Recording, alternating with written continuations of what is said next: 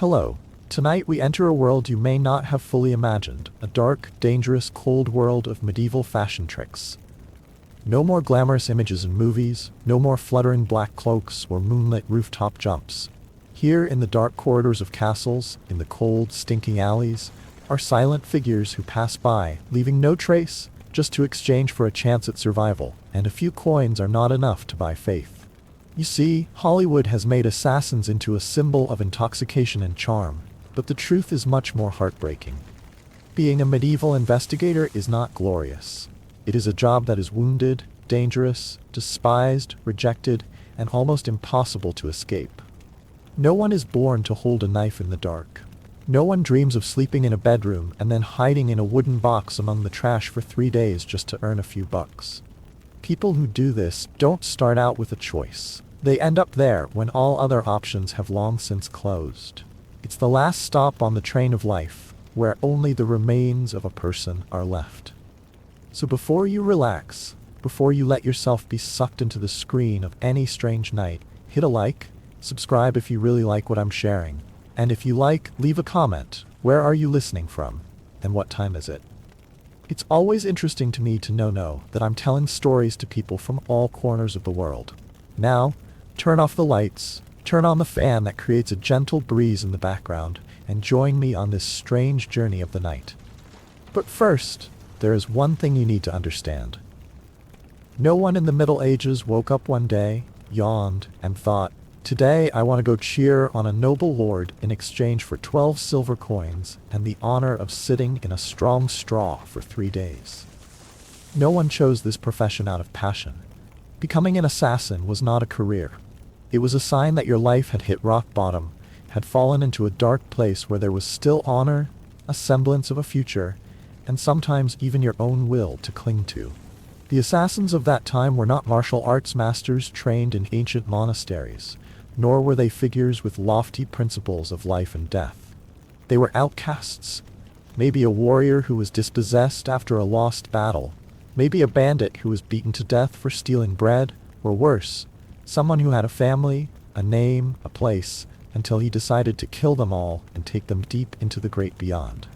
If you had a small plot of land, a skinny goat, or just a small position in the village, you would never become an assassin.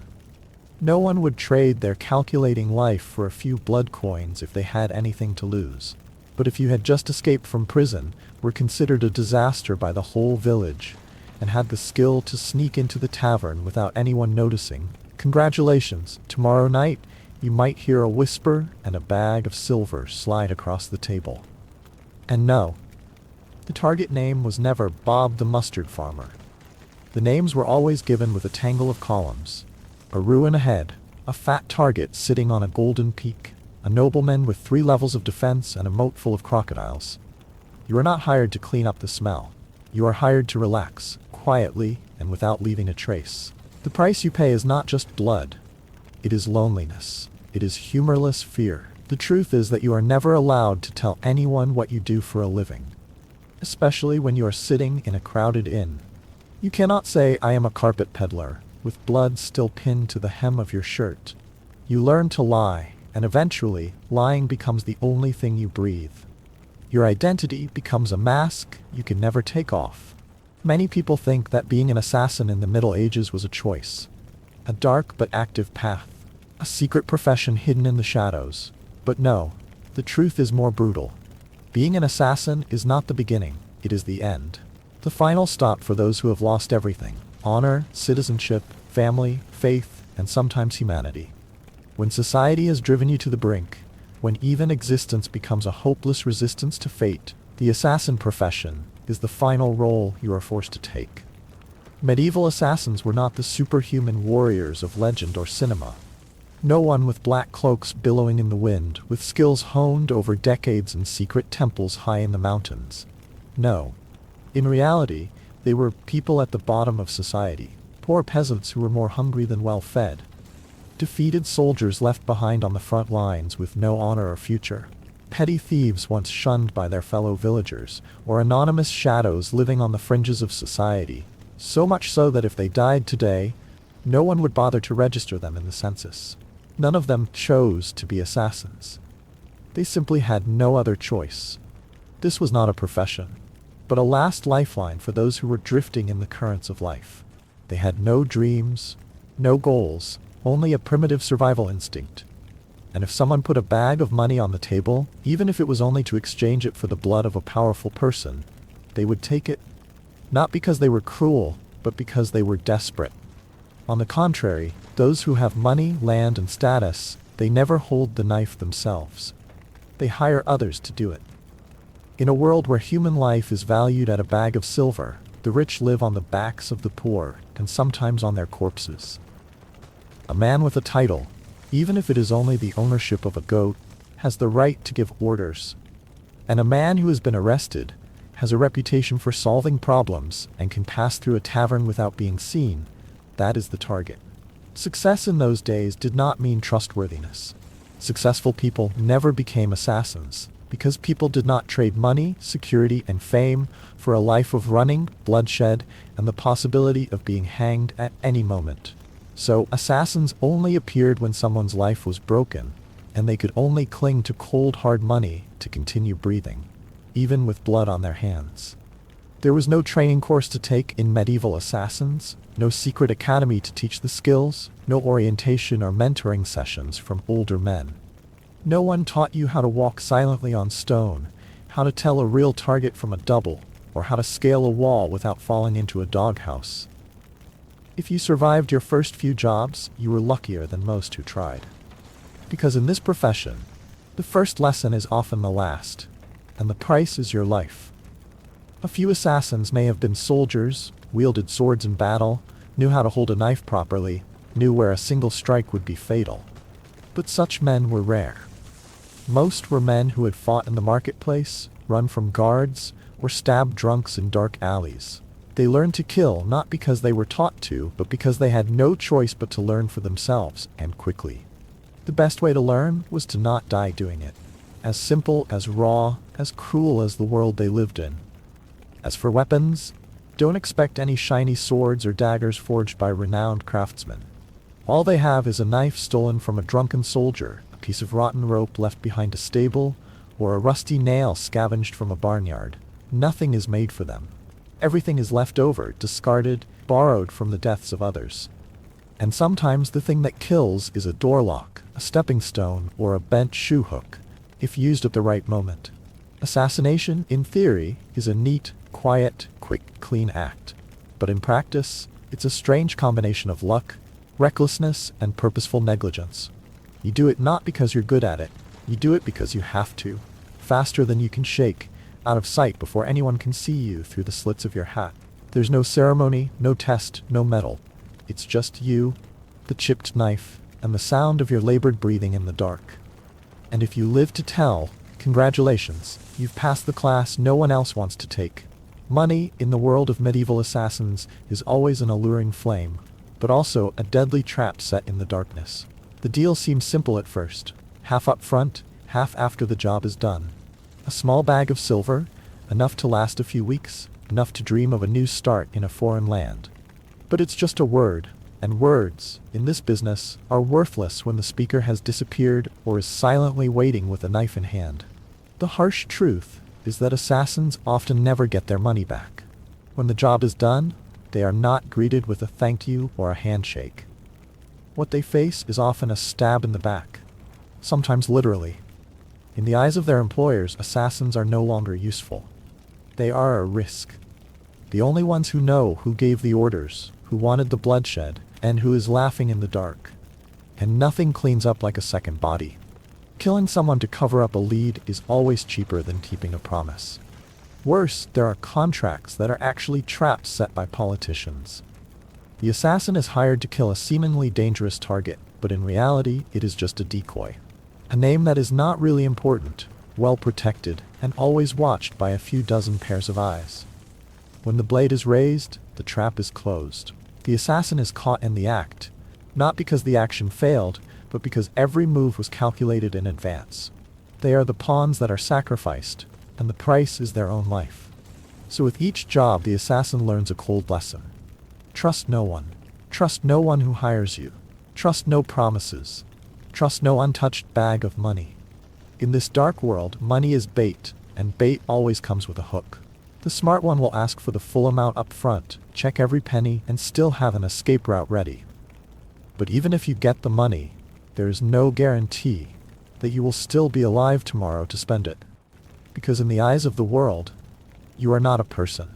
You are just a problem that has been completed and needs to be cleaned up. The weapons and tools of a medieval assassin were not the flashy ones one might imagine in comics or movies. There were no ornate silver swords, no blades that popped out of their wrists, or specially crafted tools, crafted in secret underground dungeons. In fact, everything they owned was makeshift, simple, and as dirty as their lives. Their weapons, if they could be called weapons, were often a rusty knife picked up from the battlefield or stolen from a drunken sentry.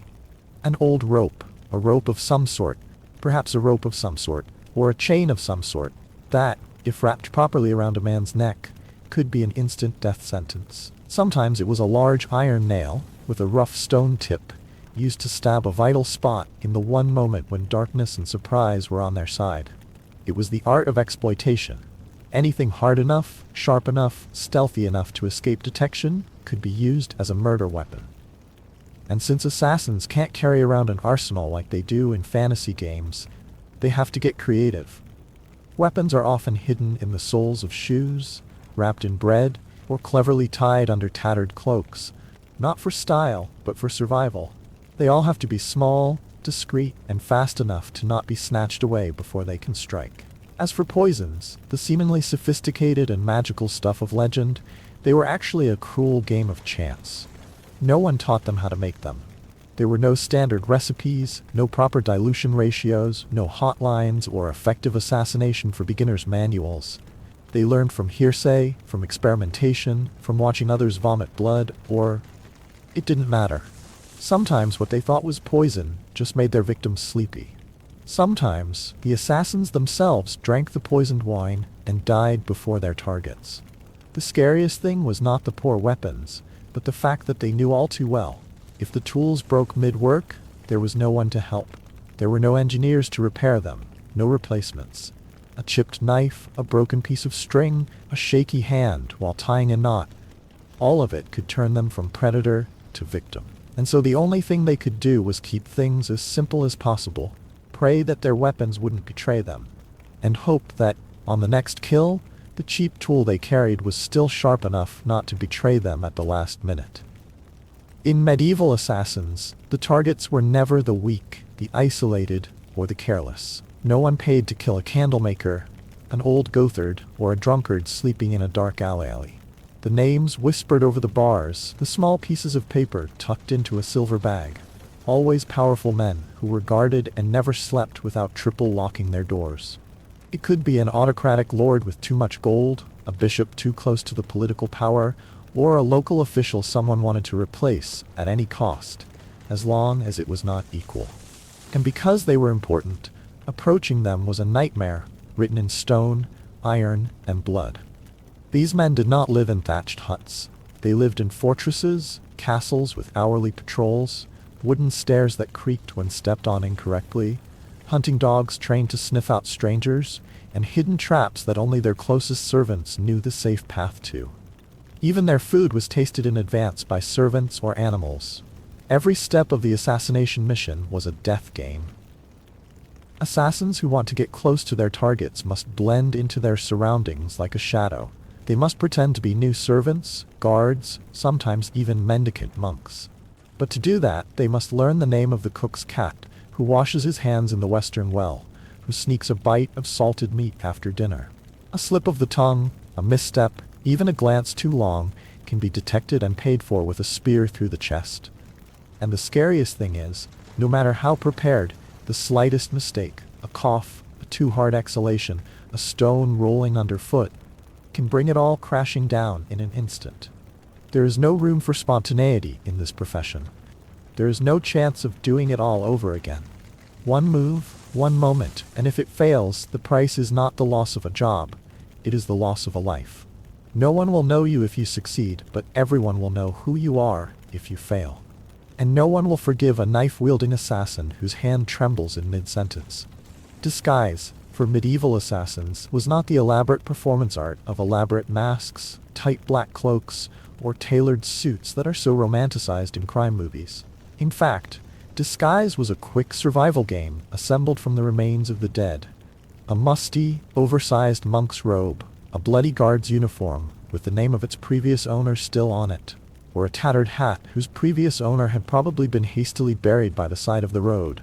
That was real disguise. There was no one to help you put together your outfit, no tinted glasses, and no time to look in a mirror. You wore what made you disappear into the crowd, no matter how smelly or dirty. But wearing the clothes is one thing, living in them is another.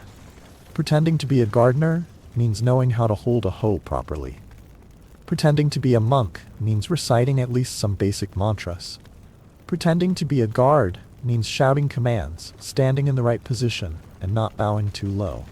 Because real guards never do. Worse, you have to know the unfathomable details. The name of the cook's cat, the housekeeper's favorite food, the sound the door makes when someone enters or leaves the storeroom. In a heavily guarded place, any anomaly, whether it's a quick glance or a step out of sync with the guard's rhythm, is immediately noticeable. There was no safe period. Every disguise lasted only a few minutes. If you were lucky, you had no right to make mistakes. A mumbled answer, a call you didn't respond to correctly, a servant who saw you carrying the bucket wrongly. All of these could get you clubbed on the spot, or dragged out into the yard and interrogated before you could do anything. And if you were discovered, there was no why, was there a mistake, or a chance to explain. There were only knives, clubs, and alarm bells ringing like farewell bells. After all, camouflage is just a one-way ticket to deeper into the enemy's lair. But it is never a real shield.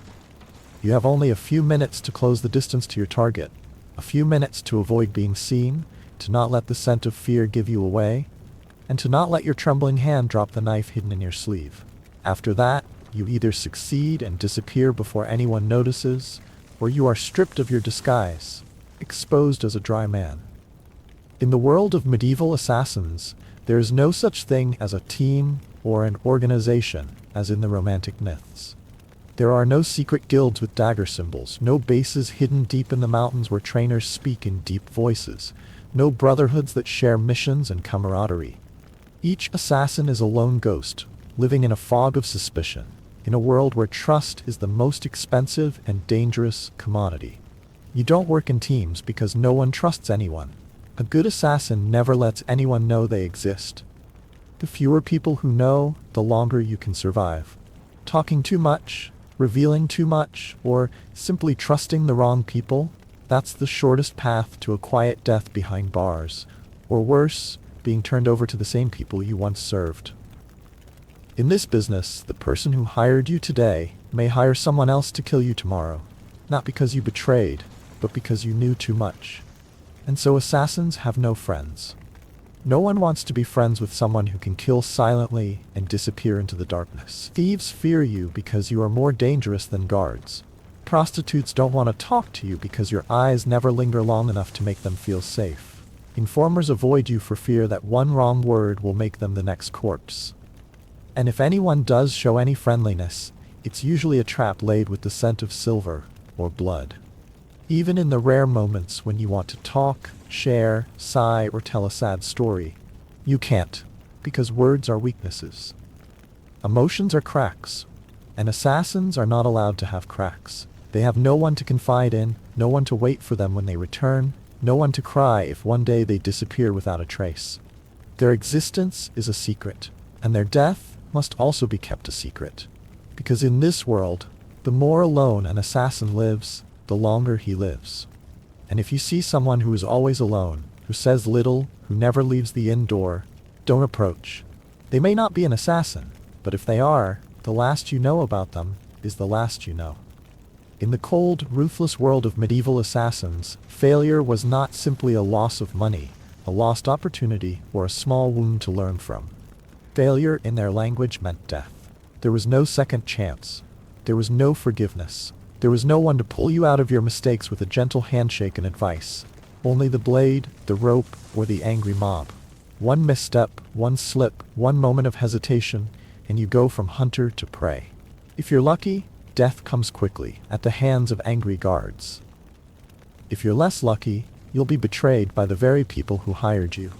Not because you did anything wrong, but because you didn't do it right, or because they were afraid you'd reveal something. In many cases, the people who pay for a hitman have no intention of paying. They just want an excuse to kill the person who knows too much. And worse, when you were caught, you didn't just die. You were taken to the public square, hung on a gallows, or beheaded amid cheers and jeers.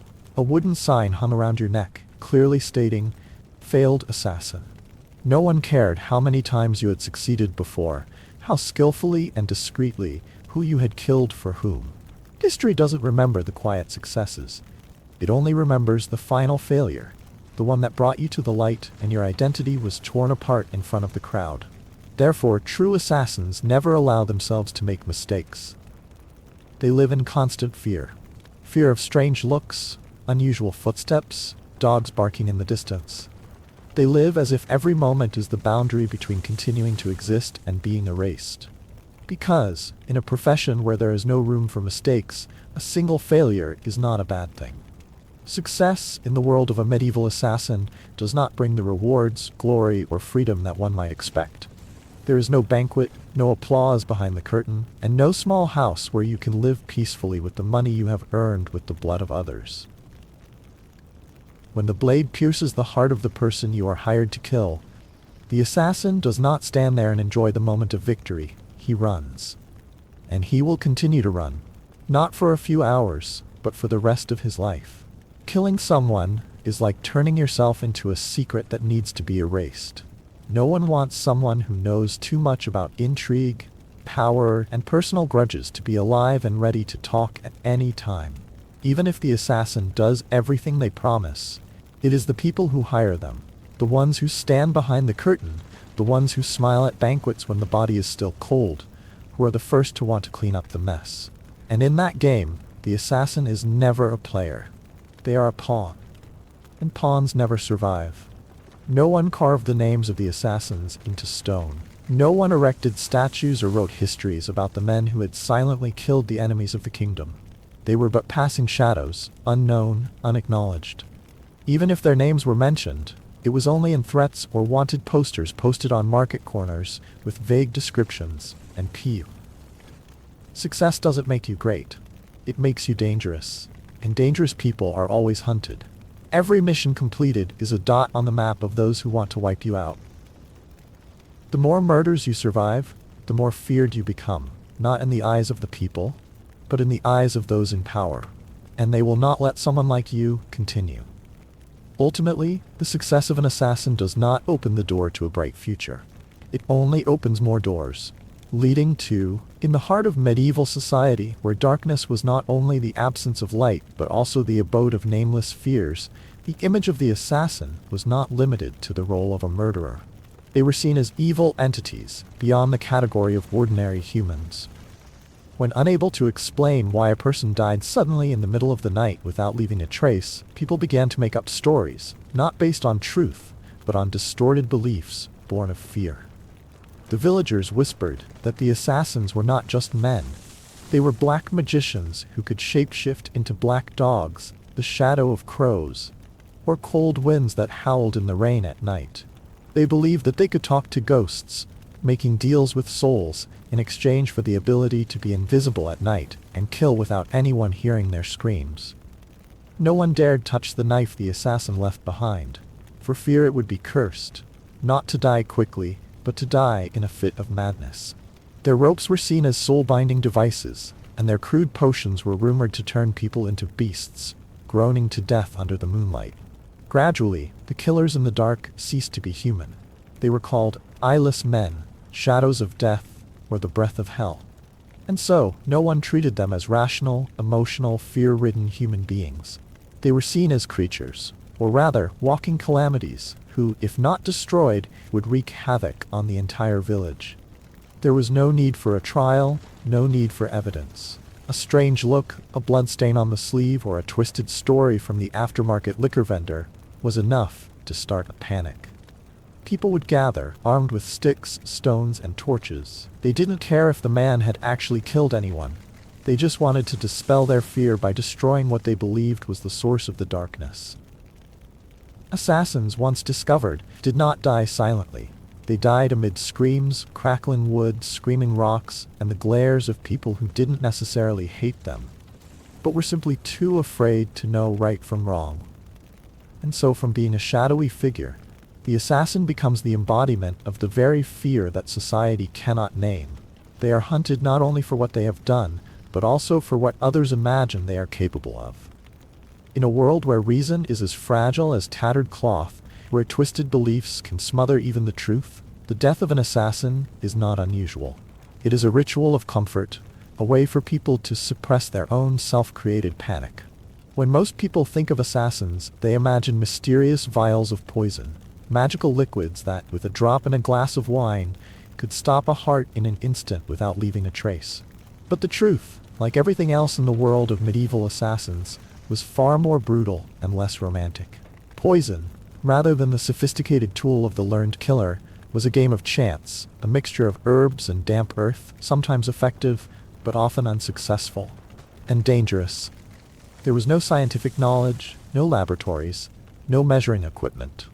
Everything they knew about poisons was passed down by word of mouth, learned from half-truthful healers, or learned from the deaths of others. Dosages were never certain. A little was harmless, too much would kill the person who ingested it. Sometimes what was thought to be poison turned out to be a digestive. Sometimes, just to knock the victim out for a few hours, the victim died convulsing in front of dozens of people, turning a secret assassination into a public declaration of war. Every use of poison was a gamble whose outcome was never predictable. Worse, if the plan failed and was discovered, the price was not simply running away. In the superstitious and ruthless society of the time, being caught administering poison was tantamount to signing one's own death warrant. But it was not a quick death. Assassins were tortured to the extreme, not just for revenge, but to extract the name of their employer, the identities of other victims, or simply to satisfy the rage of a justice-hungry public. Sometimes they were forced to drink the poison they had administered as a cruel joke to fate. And after all, there are no songs about them, no names in the history books. Those who die silently from poison, whether they are the ones killed or the ones who hold the vial, are swallowed up by time as if they never existed. Their bodies are thrown into ditches, burned without a name, forgotten by both their employers and their pursuers. They die silently, just as they lived, except this time there is no one to fear. And if anything remains, it is a curse passed down by word of mouth. Never touch a glass of wine when it smells strange. Finally, after all the chases in the dark, the disguises, the bloodstains no one dares to mention, and the faces only seen in the last moments of life, the medieval assassin ends his journey in absolute silence. No legacy, no name, nothing left for posterity, but a series of fragmented memories and fear in his heart. No one knows your name. Your employers never want to know, and if they do, they forget it as soon as the job is done. The people you kill never live to speak your name. And you never dare to name yourself, because that would be like painting a target on your forehead. Your name, if you ever had one, is swallowed up in dank walls, dark alleys, and moonless nights. When you die, there will be no one to cry for, no one to remember. No one will carve a tombstone for you. No grave left behind, no plot of land where your body will rest. The assassin dies in silence, and the body, if not burned or thrown into a well, is buried in a shallow pit with no name, no flowers, no visitors. Not because you don't deserve to be remembered, but because no one dares. They are afraid that your name will be mentioned. Even the clients who hired you, the ones who should be grateful, are the first to want you gone. Because you are a living secret. You are an unerased trace. And in the game of power, there is nothing more dangerous than a walking past. So once the job is done, you are not celebrated. You become a necessity. And that is the bitterest part.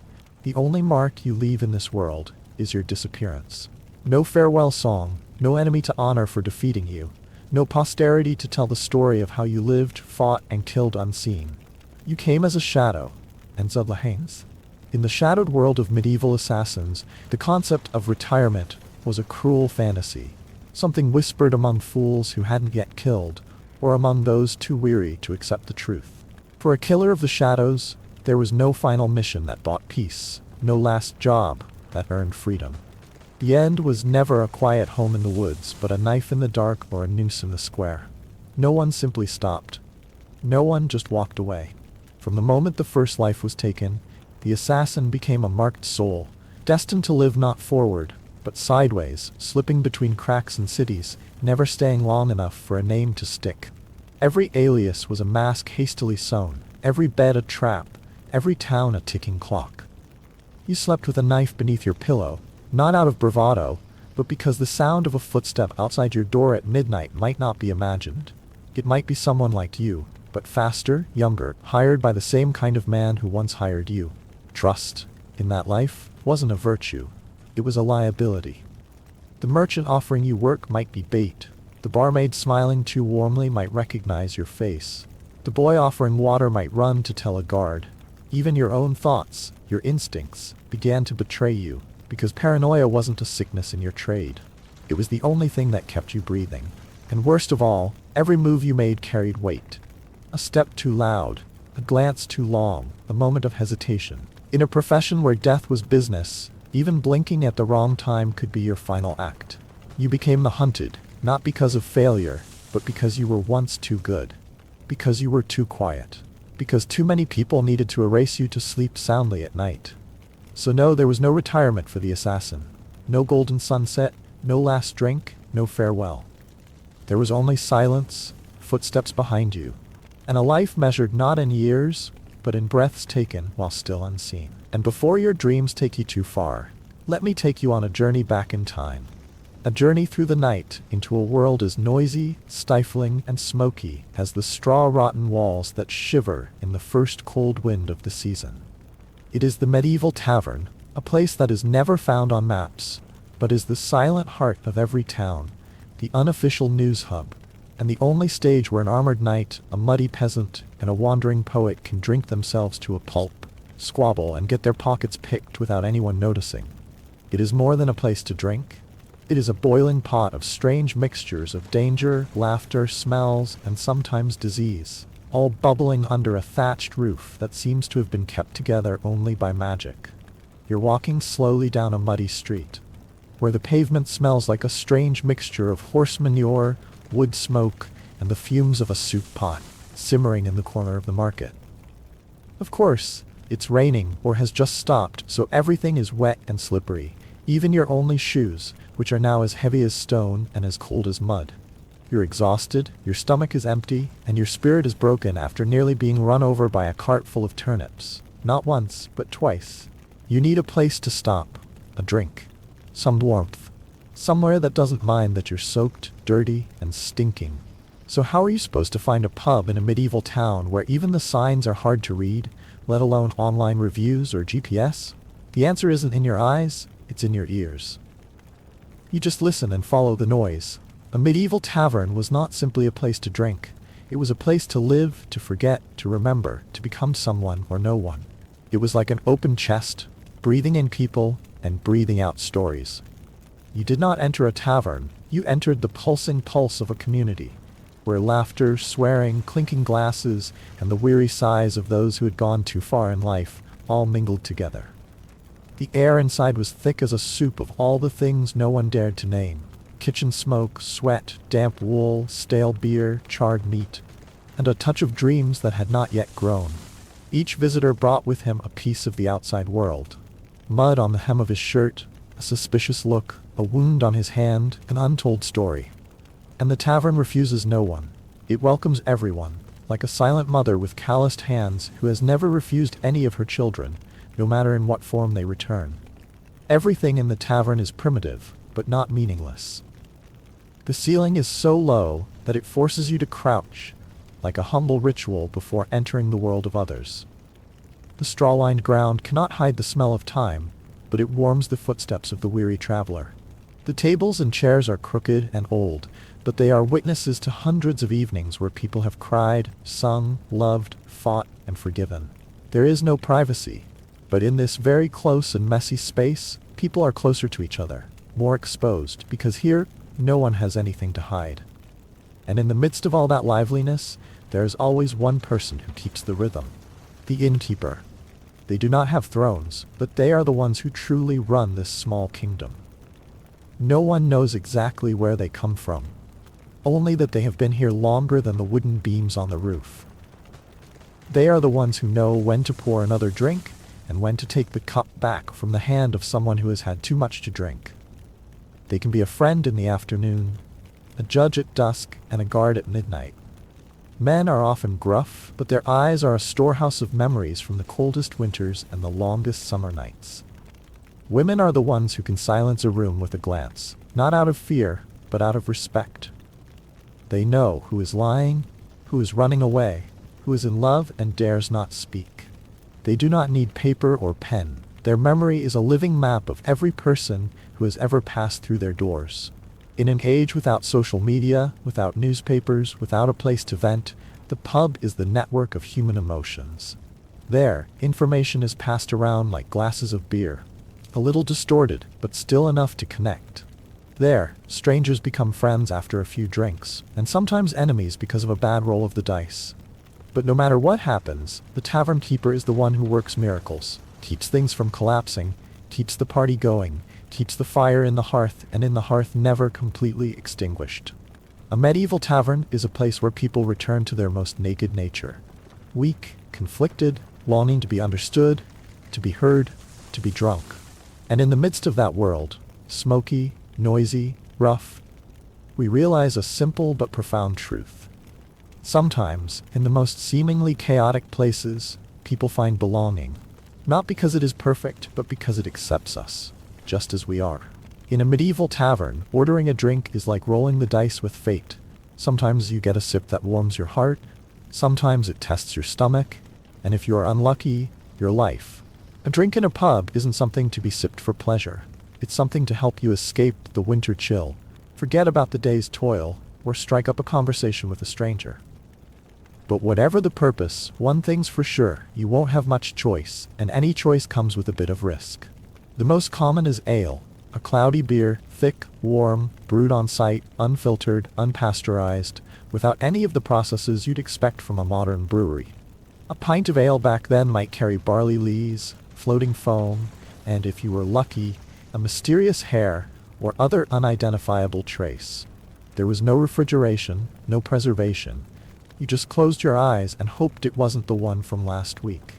If you were feeling more adventurous, you could try mead. The name sounds poetic, and on rare occasions the taste was as sweet as the song. But sometimes it was so astringent that you'd feel like you just drunk real bee venom.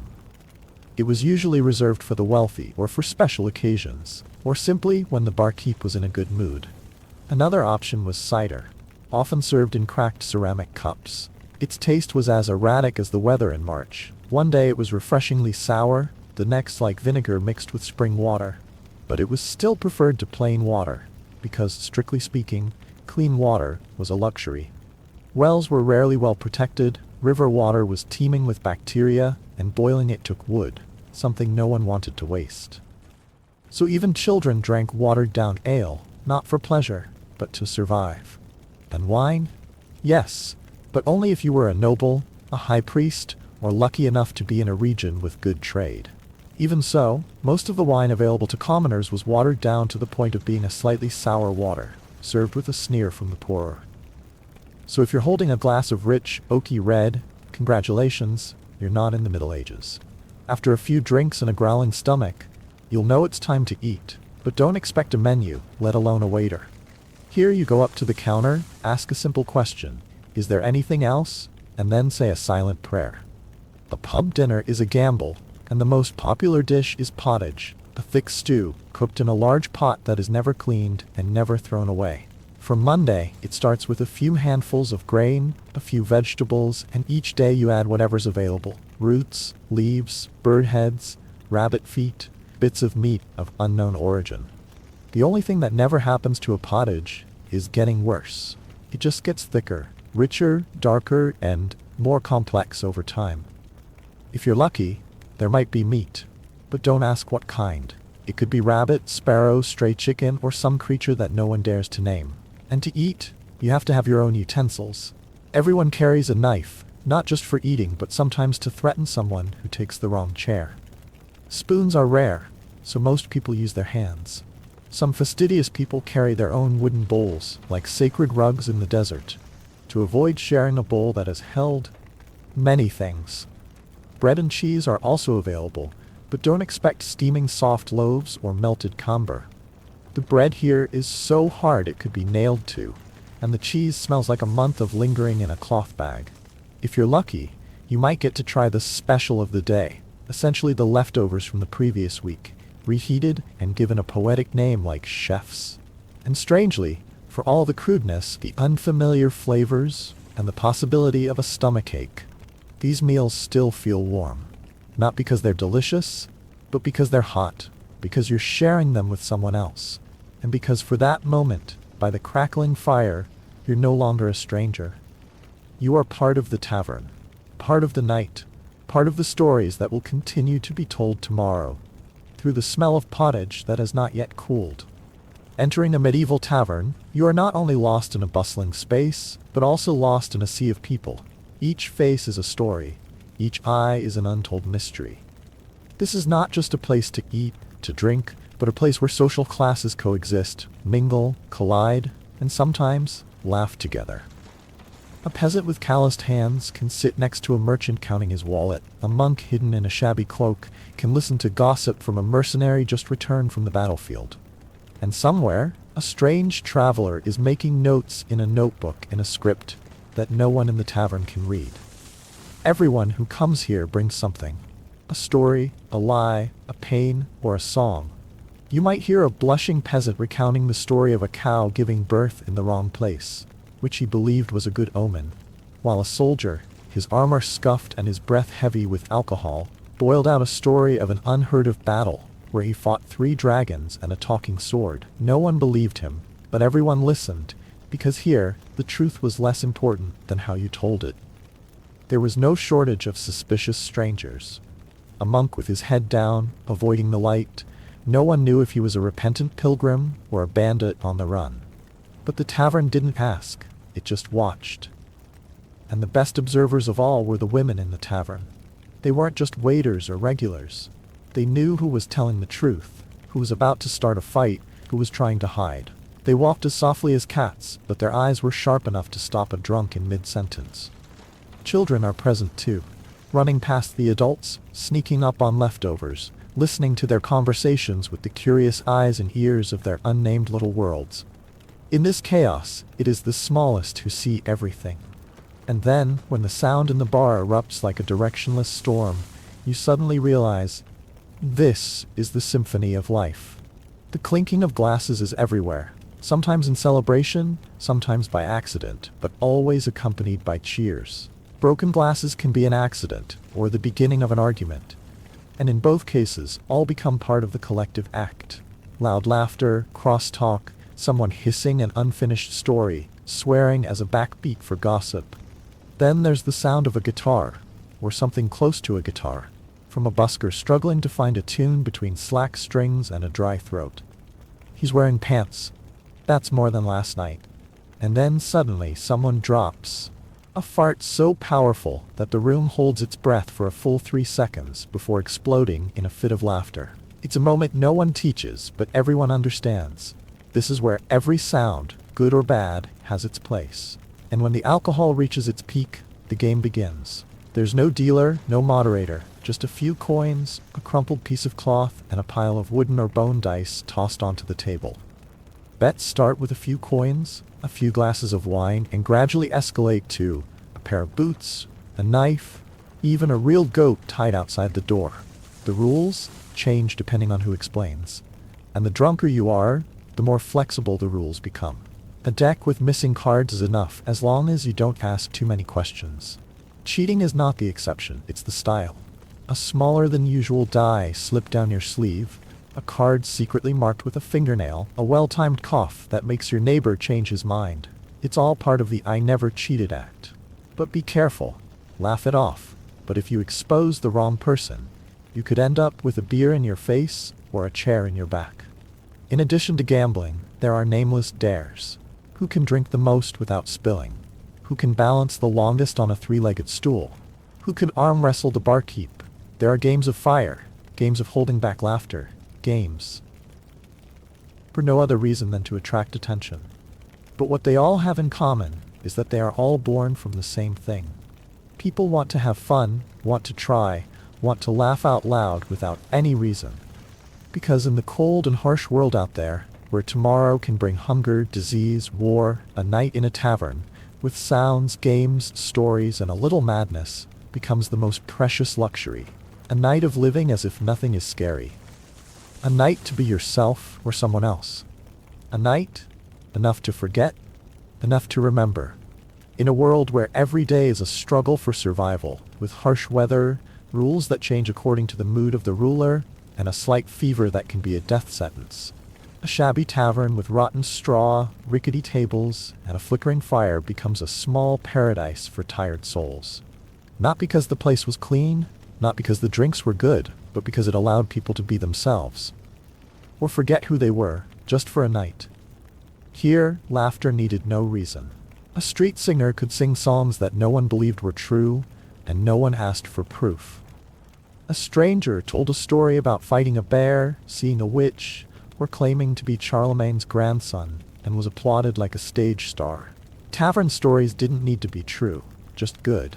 Because sometimes people weren't looking for the truth. They were looking for a sense of connection, of being heard, of sitting together in a world divided by class and violence.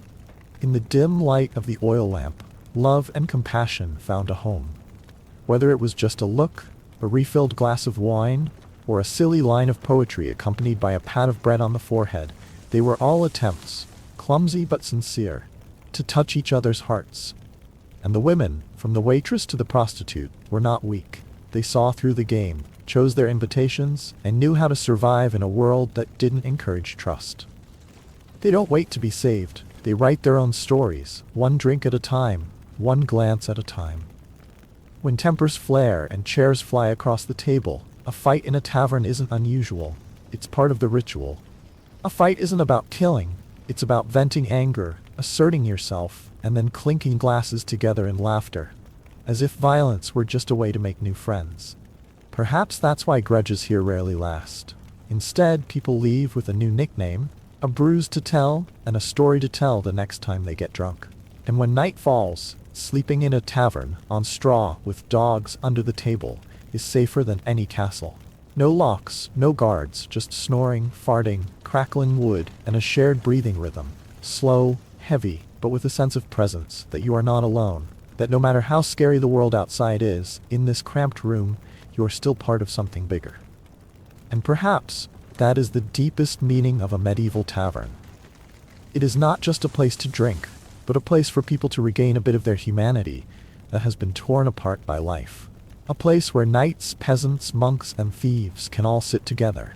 Not because they are the same, but because they all need a place to breathe, to tell, to dream, and sometimes to forget. And in today's world, when we are also tired of too much information, too many standards, too little truth, and too much loneliness, perhaps we are still looking for such a tavern. Not necessarily with beer, but certainly with a place for imperfect people to be present without being judged. A place to laugh, to fight with words, to tell a lie that everyone wants to hear. A place, even if it exists only in the imagination, where people can be people, whole, shabby, and alive. Every morning after a long night in a medieval tavern, people do not wake up to the soft music or the aroma of coffee, but with the sound of wooden spoons hitting empty buckets, long dry yawns, and the strong smell of porridge that had boiled since last night.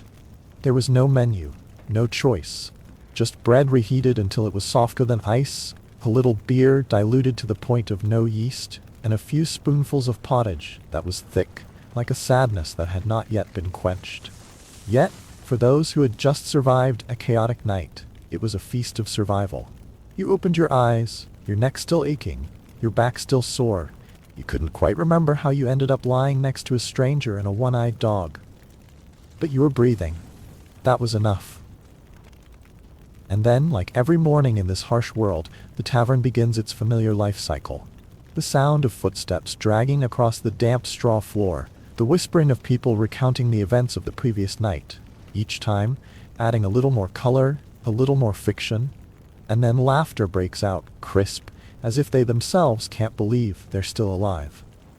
The world outside hasn't changed, still hungry, still cold, still full of incomprehensible laws, but inside these rotten wooden walls and tilted thatched roofs, the tavern continues to exist like a small buoy in the harsh sea of life, where people come not just to drink, but to exist together. It was not a place to forget reality, but a place to face it, with laughter, with stories, with a clink of glasses with the person with whom you had fought the night before. Because in that age, where everything could be taken away, land, honor, life, there was one thing that no one could take away from a person: the ability to tell stories, to listen to each other, to be present. And the tavern, in its crudest but truest way, was the sanctuary of that. Not the church, not the castle, not the market, but the tavern where the most broken lives found the warmth of community.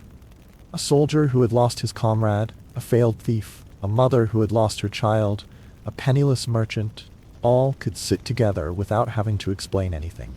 No one asked who you were, what you did, where you came from. Just sitting down, pouring a drink, and listening or telling a story, true or false, was enough to make you feel accepted. And if you ever wondered why, in folk memory, the tavern is always mentioned as a special place, it is probably not because it is fun, but because it is the only place where people of all classes can sit at the same table. It does not erase the class gap, but it blurs it, enough so that in the moment of clinking glasses, everyone is human, with the desire to live, to love, to tell, and to remember. In the end, the tavern is the beating heart of medieval society. Rough, irregular, noisy, but never meaningless. In an age when life was so fragile, a place that made people laugh, sing, fight, forgive, and sleep next to each other, is not a tavern, but a small miracle. A miracle that comes not from God, but from people themselves. From resilience, from tolerance, from the desperate need to belong somewhere, even if only for a night, even if only by a dying fire. And that's what makes taverns timeless. Timeless. Because wherever people need each other, there's always a tavern waiting to live on. And when you step out of the tavern in the morning, the newly risen sun shining on the damp stones beneath your feet, you may feel a dry throat, a foggy head, muddy shoes, and a bruise that comes from nowhere. But you're strangely warm inside, because you've spent a night that wasn't simply about drinking or listening to stories. You've lived as part of something bigger. You have sat in a crowd of strangers and still felt accepted. You have laughed, you have told stories, you have been silent, you have clinked glasses, and even if only for a fragile moment, you have found a sense of belonging. The medieval tavern was not just a place where people went to get drunk, but a place where lonely hearts came together. In a world full of darkness, it was a flickering but persistent light. It was the clearest mirror reflecting the real life of the people of that time. Chaotic, rough, but full of life and humanity. There, sadness is not hidden, joy needs no reason, and people, whoever they are, have the right to tell a story, to listen to a song, and to sleep by the fire without fear. And perhaps, no matter how much time passes, no matter how civilized society is, we still need a tavern somewhere in life. A place for sharing, for laughter, for stories that are harmless but connect souls. A place that is not perfect, but real enough. Enough to live. And enough people. So if you ever have the chance to walk into a small room, filled with laughter, warm lights, and someone offers you a drink, don't refuse. Because who knows, it might be the modern version of a medieval tavern, where people's hearts still beat in the old but loving rhythm. It is the clearest mirror, reflecting the real life of the people at that time. Chaotic, rough, but full of life and humanity. There, sadness is not hidden, joy needs no reason, and people, whoever they are, have the right to tell a story, to listen to a song, and to sleep by the fire without fear. And perhaps, no matter how much time passes, no matter how civilized society is, we still need a tavern somewhere in life. A place for sharing, for laughter, for harmless stories that connect souls. An imperfect place, but real enough. Enough life. And enough people. So if you ever have the opportunity to walk into a small room, filled with laughter, warm lights, and someone offers you a drink, don't refuse. Because who knows, it might be the modern version of a medieval tavern. where people's hearts still beat in the old but loving rhythm. It is the clearest mirror reflecting the real life of the people at that time, chaotic, rough, but full of life and humanity. There, sadness is not hidden, joy needs no reason, and people, whoever they are, have the right to tell a story, to listen to a song, and to sleep by the fire without fear. And perhaps, no matter how much time passes, no matter how civilized society is, we still need a tavern. Somewhere in life, a place for sharing, for laughter, for harmless stories that connect souls. An imperfect place, but real enough. Enough life. And enough people. So if you ever have the opportunity to walk into a small room, filled with laughter, warm lights, and someone offers you a drink, don't refuse. Because who knows, it might be the modern version of a medieval tavern, where people's hearts still beat in the old but loving rhythm. Keeping the original. When you have let your mind settle down in the gentle darkness, the dreams are pulling you too far. Let me continue to take you to a door to the past, where life has no heating, no telephone, and even less soft cotton blankets. There, the cold is not just a feeling, but a threat that lurks with every breath. We will continue to explore together the extraordinary lives of medieval peasants, people who seem ordinary, but possess within themselves the resilience and wisdom that we rarely recognize today. They are nameless heroes, living in huts made of earth and straw, where every winter night is a real battle for survival. No technology, no heating, no comforts other than calloused hands, a small fire, and a spirit that never gives up. From finding ways to keep warm with hay and cow dung, to sleeping close together with family, and even pets, every detail of their lives is a testament to the extraordinary adaptability and resilience of humans. So, if you're listening to this from a warm blanket with a soft light and a cup of tea in hand, allow yourself to imagine. What would it be like to live a winter night without these things? In the bitter winter months of the Middle Ages, the life of a peasant was more than just harsh. It was a constant battle between man and nature, between life and the cold. In that world, the so-called home, their only shelter, is not a truly warm place. They were little more than flimsy shells cobbled together from whatever they could find around the village. Most peasant houses were built using the wattle and daub technique, thick bamboo woven together and plastered with a mixture of mud, straw, and animal dung. It was a primitive, cheap construction, and easy to build by unskilled labor. But when winter came, the walls could not keep out the cold wind, moisture, or ice from all directions. Without insulation, without glass doors, luxuries for the poor, they could only use thin, hard, dry animal skins to cover the windows. But even that skin could not stop the piercing wind at night. The roofs were often thatched with straw, a cheap and readily available option, but they rotted, caught fire, and were especially prone to leaking. The winter rains were not heavy, but persistent and cold. Just a few drops of water seeping through the thatched roof were enough to numb the whole night. Not only water, but rats, a familiar enemy in every peasant house, often crawled under the thatched roof, then fell into the middle of people's sleep, like a harsh reminder that you are never really safe under your own roof. Worse still was the floor. Instead of bricks or wood, the floor was just a layer of hardened earth. In the summer, dust flew up. In the winter, the rain turned to cold mud. The damp floor soaked into clothes, shoes, blankets, and gradually into people's skin. It was not like the cold outside. It was slow, silent, but persistent and deep into the marrow. Rising from a sleep on the dirt floor, people not only struggled with the numbness of their limbs, but also with the thought, would they have enough strength to survive another cold day? The medieval peasants' winter was therefore not just about the weather. It was a comprehensive challenge from the roof, walls, ceiling, floor, air, and every corner of life. But what kept them going, from the survival instinct, was also the belief that spring, though late, would eventually come.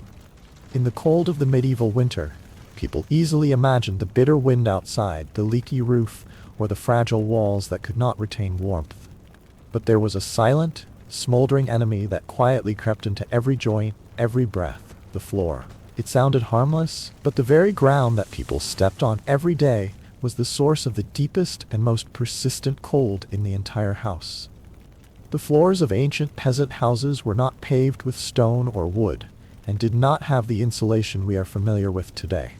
It is simply earth, natural soil that has been pounded down to make it smooth, often damp, rough, and cold. When winter comes, the cold air comes not only from the wind that blows through the roof or walls, but also from the ground itself. The cold from the ground does not whistle through the skin like the wind, but creeps in slowly and deeply. It numbs the feet. The bones and joints are sore, and every step feels like stepping on a thin layer of ice. To overcome this, people have come up with many simple but clever ways. They spread a layer of straw, hay, or dry grass on the ground, what they call natural carpet. These layers of materials are not luxurious, not soft, but at least create a fragile distance between the body and the ground, helping to retain a little warmth during the winter night. However, everything has its price. Straw and hay are very susceptible to mold when exposed to moisture, especially during the days of continuous rain. And once moldy, they not only lose their insulation function, but also become an ideal habitat for insects such as bugs, ticks, and bedbugs, creatures that can turn an already cold sleep into an itchy and uncomfortable nightmare. And so, the floor, which seems to be the most stable foundation, becomes a silent threat. Not as noisy as the wind or as cold as the snow, but day by day, it eats away at the health and spirit of those who live in it. The feet, the first place to contact the ground, are also the place that feels the invasion of cold most clearly. Waking up every morning and setting foot on the ground is a challenge. Not only physical, but also mental. In a world where every square meter struggles to stay alive, the ground underfoot, which seems solid, is the thing that tests human will in the most silent and fierce way. That is why those who overcome the cold are not only physically strong, but also true survivors, from the bottom up, from the roots. In the bitter cold of the medieval winter, between the flimsy houses and the howling winds that seemed to penetrate every layer of clothing, the only thing that could retain a little bit of warmth, both literally and spiritually, was the fire in the fireplace. Although it was just a hollow pit filled with simple charcoal, the fireplace was still considered the smoldering heart of the house, where all family members gathered, shared, and fought against the cold outside. However, the peasant fireplaces of that time were nothing like the warm image we often imagine. There was no chimney to lead the smoke outside, so every time the fire burned, the whole room was engulfed in a gray, stinging, and suffocating smoke. The air in the house was so thick with the smell of ash, burning wood, and smoldering smoke that just a breath could make you cough and choke. But paradoxically, that very smoke, which seemed to be a threat to the lungs and eyes, inadvertently became a natural defense against other silent enemies. Insects, fleas, mosquitoes, ticks. In a damp and cold environment, there was nothing more terrifying than being bitten or infected, and smoke, though toxic, was the most effective defense they had. When night fell, keeping the fire alive was a task that could not be neglected. The fire was not allowed to go out, not only because of the cold, but because it was the boundary between hope and despair. Therefore, they used a technique called firebanking, burying ashes and smoldering embers deep in the cold ash to retain heat overnight. That way, the next morning, they could just gently stir up the ash to start a new fire, without much effort or fuel. This was a very ingenious innovation, demonstrating the meticulous observation and ability to make use of every last bit of energy of the poor farmer. But the fire, no matter how small, needed someone to keep it. During the long, cold night, every member of the family, from the elderly to the young, had to take turns waking up to tend the fire. No one slept well, because the price of a deep sleep could be a morning without a fire, a worse cough, or even a person never waking up again. Keeping watch over the fire is not just a duty, but a silent ritual that shows love and responsibility, because every time a person wakes up in the night to add firewood, they are not only keeping the fire for themselves, but also keeping their family warm.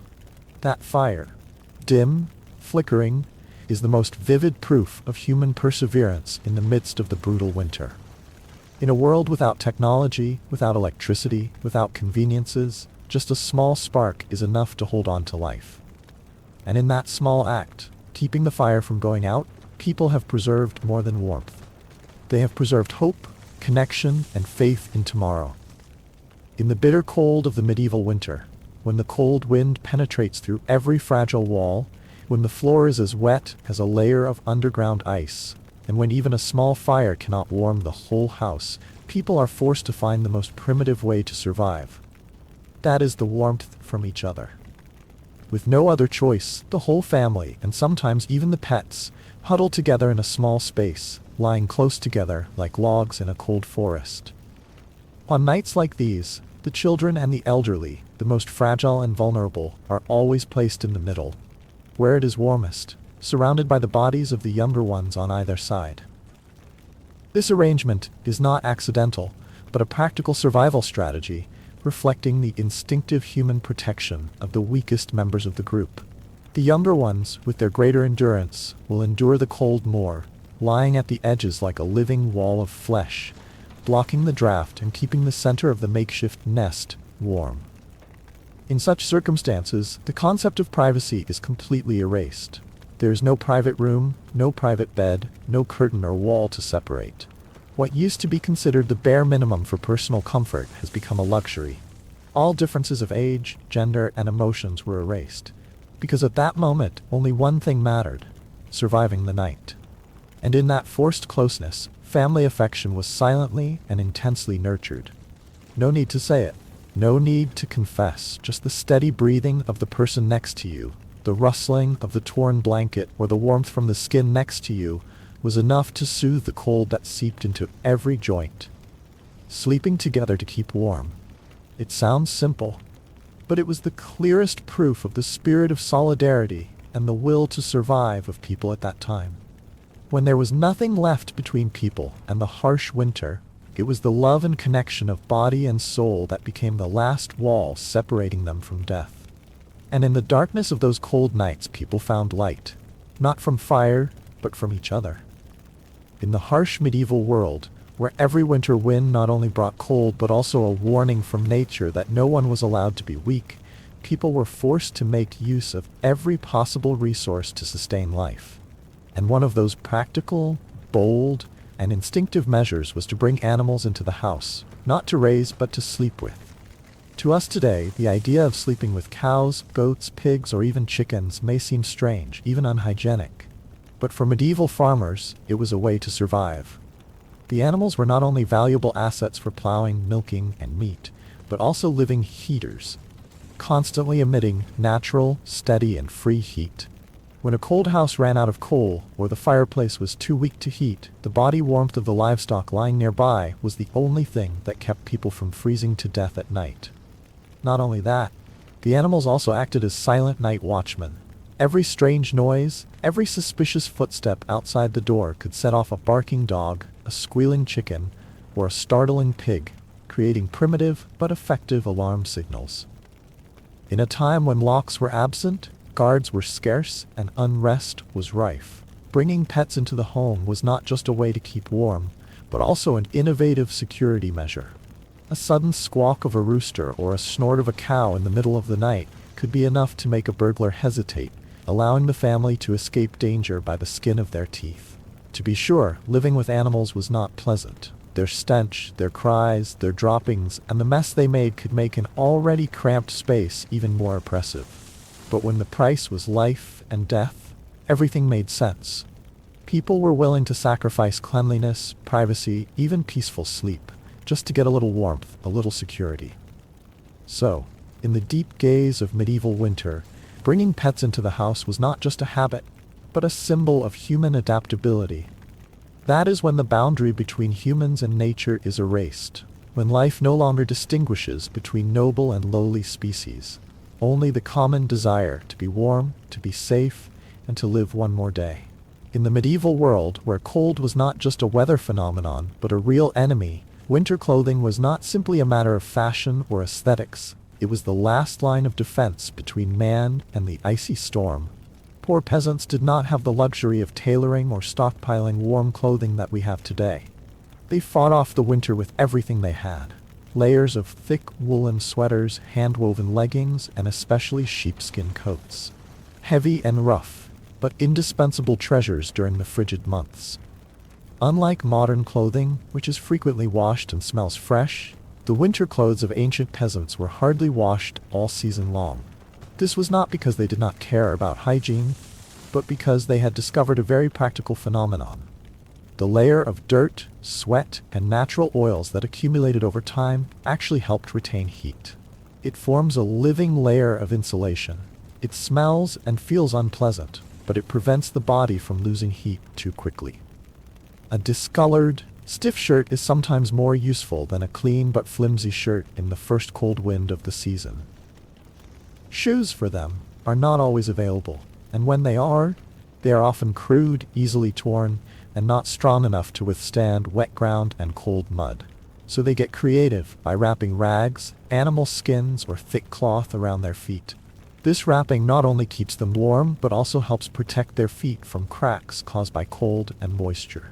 Each wrap is a layer of protection, a little warmth, a silent but resilient effort to survive. In each item of clothing, we see a story of adaptation. Medieval peasants had no technology, no modern science, but they had intuition, traditional experience, and a strangely strong survival instinct. Each layer of clothing, each piece of rag wrapped around the feet, each stain on the collar, all are not only a manifestation of poverty, but also living proof of the ability to turn poverty into strength. And so, in the long and bitter winter days, clothing is not just for wearing, it is a part of survival. It is an invisible armor that protects them from the cold, a shell that shields the body from the harshness of nature, and most importantly, a testament to the unyielding perseverance of humans in the face of challenges. In the bitter cold of the medieval winter, where every gust of wind is enough to make the chest contract and the breath freeze in the chest, people do not only fight with firewood or thick clothes, but also have to learn to control even the most natural thing, their own breath. Breathing, an unconscious act, in the harsh winter becomes a real survival skill, requiring attention and instinctive regulation. On nights when the temperature drops to rock bottom, deep breathing through the mouth not only causes a sore throat but also causes the lungs to go into cold shock, a dangerous condition that can lead to prolonged coughing, bronchitis, and even death if the body is weak.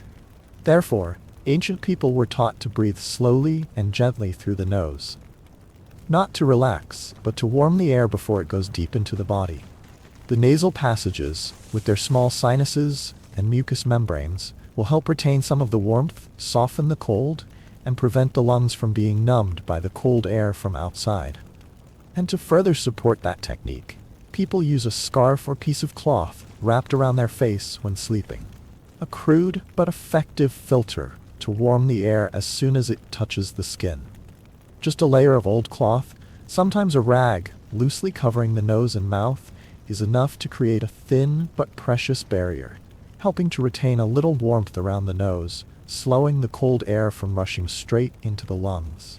In a world without thermal masks or heaters, that simple piece of cloth is the silent medical device, saving countless lives through the harsh cold nights.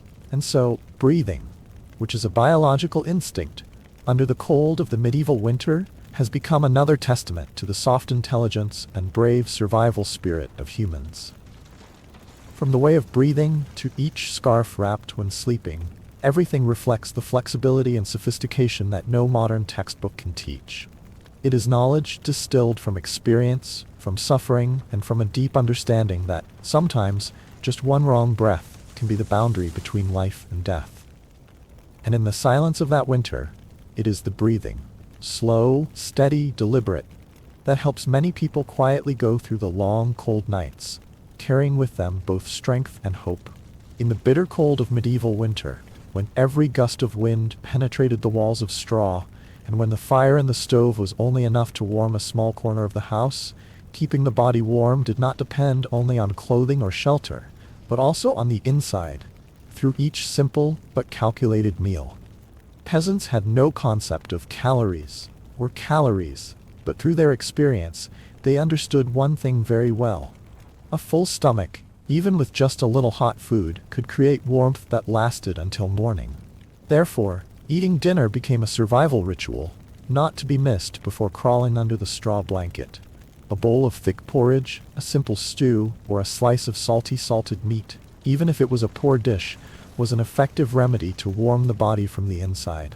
Winter was a time when food was scarce, but people always tried to keep cold-resistant vegetables such as turnips, onions, or anything that could be preserved for a long time. They are simple ingredients, but when simmered in a clay pot, they release a rustic aroma and enough nutrition to satisfy hunger and warm up even the coldest nights. Salted meat, a rare product of autumn slaughters, was considered winter gold. The dried, salted, sometimes smoked slices of meat were not only eaten, but also divided into small pieces, added to porridge or stew to increase fat and flavor. And of all these ingredients, fat, which seemed redundant, was the most valuable source of energy. A little lard, a few drops of beef fat dripped into the stew, not only made the dish fragrant, but also provided a large amount of calories to help the body cope with the prolonged cold. In the eyes of modern people, fat is often avoided, but for the medieval people, it was indispensable if they wanted to survive the winter. Winter nutrition, therefore, was not only to fill the stomach, but also to survive. Each bite was carefully selected and preserved. Each stew was slowly cooked like a ritual, where the whole family sat around and shared spoonfuls of hot porridge, not only to warm the stomach, but also to warm the spirit. When the fire has gone out, the clothes are old, the blankets are thin, then the last meal of the day is the silent fire burning in the body, keeping the heart beating unceasingly in the long cold winter night. And so, in the small kitchens, the blue smoke of the afternoon, mixed with the smell of stew, spreads into traces of memories that many generations will remember. It is not only a feeling of fullness, but also a testament to the wisdom of the poor, who know how to turn little into enough, and turn poverty into the strength to sustain an entire winter. When the winter nights cover the medieval countryside with cold darkness and silence, when the sound of the wind whistling through the thatched roof sounds like a terrifying whisper from the invisible world, then within 4 fragile earthen walls, people, no matter how resilient, still cannot help but feel small and helpless. In such circumstances, when the firewood is not enough to warm, when all material efforts seem to reach their limits, people turn to their last refuge, faith. Belief in the life of medieval peasants was not a formal ritual, but a part of their flesh and blood, an essential need equal to food and clothing. Every night before going to bed, between the flickering fire and the cold seeping from the dirt floor, they sat together to pray. Not long prayers or lofty philosophies, but simple, earnest prayers. Hoping that the fire would not go out in the middle of the night, hoping that the roof would not be blown away by the wind, hoping that the cold outside would not creep in, and further, hoping that their family would be safe until the next morning. In each prayer we hear trembling, hope, and even surrender to forces beyond human capacity, nature, illness, death. Not stopping at prayers, people also practiced many symbolic rituals to ward off evil spirits and keep their spirits warm. A little holy water was sprinkled around the windows and corners of the house as a protective boundary against invisible misfortunes. Candles were lit, not only to illuminate but also as lamps of the heart turned towards divine protection.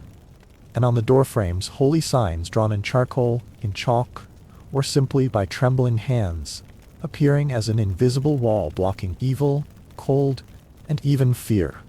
Faith does not make winter less cold, but it makes people's minds less lonely. In that silent kneeling, they not only communicate with God or the saints, but also remind each other, we are not alone. There is something higher, wider, listening, observing, and sometimes just the feeling of being heard is enough for a person to endure another night. And so, in the poor mud house, where the fire flickers and the walls tremble in the wind, the true light comes not only from the burning wood, but also from faith. A different kind of fire, smoldering in the heart, not extinguished, no matter how cold the wind is. In a world where people are so small before nature, it is faith that makes up part of the strength, keeping them not only alive, but also hopeful. In the endless winter, when the night falls, when the fire dies in the stove, and the wind blows through the cold cracks in the walls, people cannot always overcome winter. No matter how hard they fight, there are times when the cold overcomes every layer of straw, every worn blanket, every last bit of warmth left in the chest. Sometimes winter is still the absolute winner. Cruel, silent, and unforgiving. In the small houses in the wilderness, many people have died of hunger, disease, and cold to the point of paralysis. There are families who, when found, are only stiffened bodies, embracing each other in their last breath, as if that embrace is the last fortress against the cruelty of fate.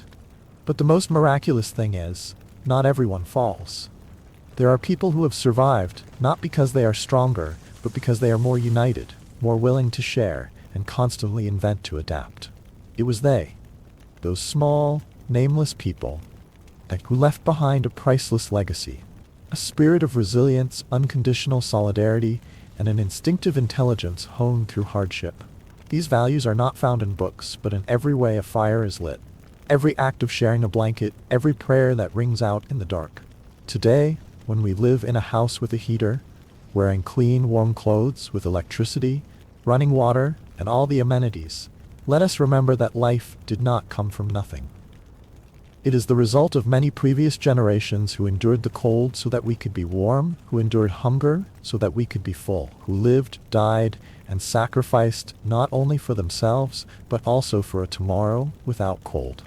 And if there is anything that truly distinguishes us from the past, it is not technology, it is gratitude. Because it is gratitude that keeps that fire burning, no matter how long the winter. And so, when we look back at the harsh journey that medieval farmers experienced during the long winters, we see not only the coldness of the weather, but also felt the smoldering heat of resilience, what kept them alive in the dark and cold. The tattered huts, the moldy straw, the flickering fires kept alive every night were not only symbols of poverty, but also evidence of a strong will to survive that overcame fate. Today, we live in sturdy houses, with heating, lights, windproof windows, warm beds, and abundant food, all of which seem obvious but are actually the result of generations of endurance, overcoming the harshest winters to pass on to us a safer world. And if there is one final lesson to keep from all these cold stories, it is this. In the most difficult times, it is humanity, sharing, and trust, not material things, that keep us warm and alive. No matter what era, those values are always a flame that never goes out. If you are still lying in the soft darkness, the blanket has wrapped around your body, and the only sound is the fan blowing gently through the room, then let me continue to take you into a story that is both strange and familiar, like a gentle dream of the past. We continue to quietly step into the world of ancient Rome, but not through the glorious achievements or the mighty emperors. Rather, it is through the perspective of a person who is rarely mentioned, the person responsible for planning the wild parties. It may sound extravagant, even ridiculous, but in fact, it is a job that requires intelligence, sensitivity, and silent endurance. Because in Rome, parties are not simply about eating and drinking or having fun. It is the stage of power, where whispers decide the fate of lands, where a look can replace a throne. And behind the flickering light of the oil lamps, behind the laughter and the music, there is always a person who is never revealed, who silently calculates every dish, every scent, every seat, every sound of music, so that everything appears to be accidental, while in fact it is absolutely meticulously orchestrated. And you know, that person wakes up before dawn touches the roof tiles, not because of passion, nor because of a high responsibility, but because of fear. Fear that the wine is not cold enough, that the mattress will collapse if a congressman is a little overweight, that two old lovers will accidentally meet and turn the party into a battlefield. Every morning of that person begins with confusion and ends with a sigh that no one hears. So if you've ever felt tired of putting together the pieces of your life every day, if you've ever found yourself standing silently behind the lights, keeping things from falling apart, then perhaps you'll understand, and you'll relate to this character more than you think. Let this voice soothe you.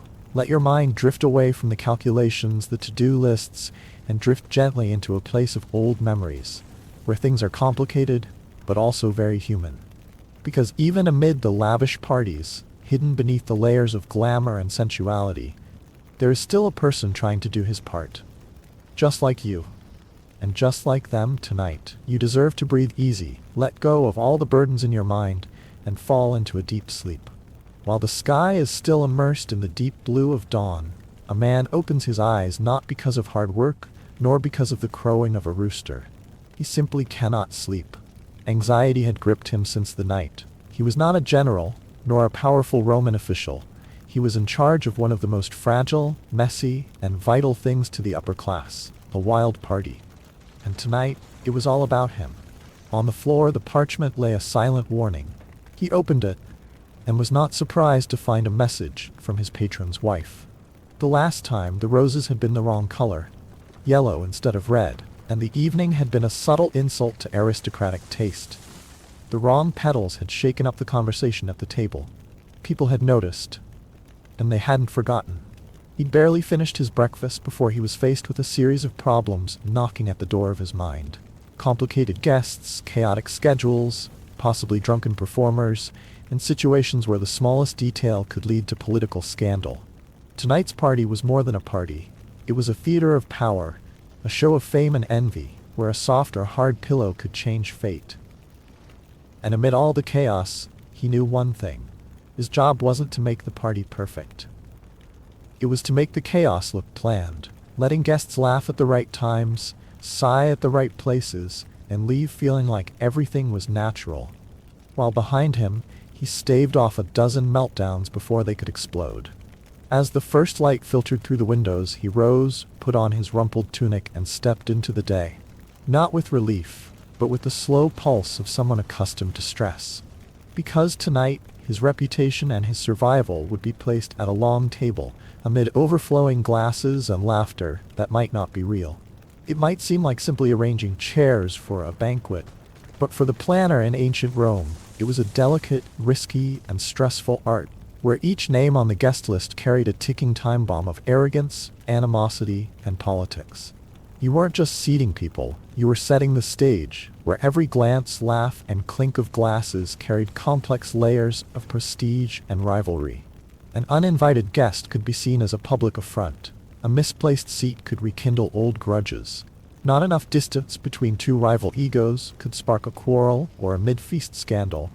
Seating at a Roman banquet was not just a place to rest, but a status symbol, an unspoken statement of who was respected and who was overlooked. And then there were the ambiguous guests, the two who accompanied Dionysius, whose identities were never made clear. They could have been aristocrats, artists, gladiators, or even pets dressed in togas. But it was precisely this ambiguity that made the planner break out in a cold sweat, because any choice could be considered an insult. And so he had to orchestrate everything like a strategic dance, keeping exes apart, political rivals apart, important people at the center. Not just because they loved the position, but because they needed it to maintain face. And while the guests sipped wine and whispered, the planner is constantly watching every move, every glance, ready to intervene if anyone slips out of place, literally or figuratively. The guest list may seem like a piece of parchment, but it is actually a map of spiderwebs of relationships. Even the slightest misstep can send the whole web reeling.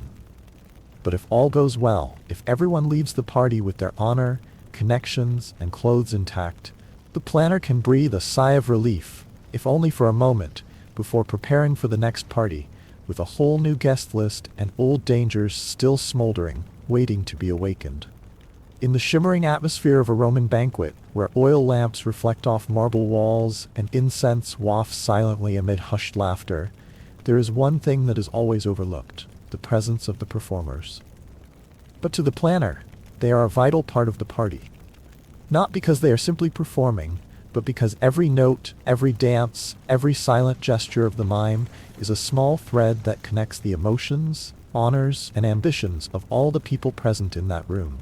And each of those threads, if broken, can set off a chain reaction that no party, no matter how lavish, can control. Ironically, however, the people who carry that responsibility are the most uncertain souls.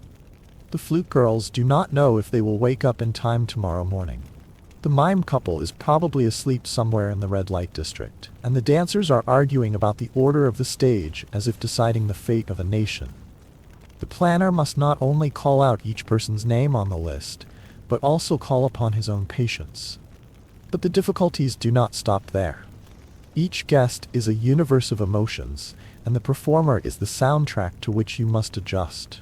A A senator who loves classical music will be offended if a dancer appears in a costume that is too modern. A noblewoman will think that pantomime is child's play, while the person sitting next to her will regard it as the pinnacle of art. A dance that is too sensual will be seen as provocative, while a song that is too sad can rekindle some grudge from youth. And with just one mistimed glance, one off-key line, all that elegance will shatter like a wine glass dropped on a stone floor.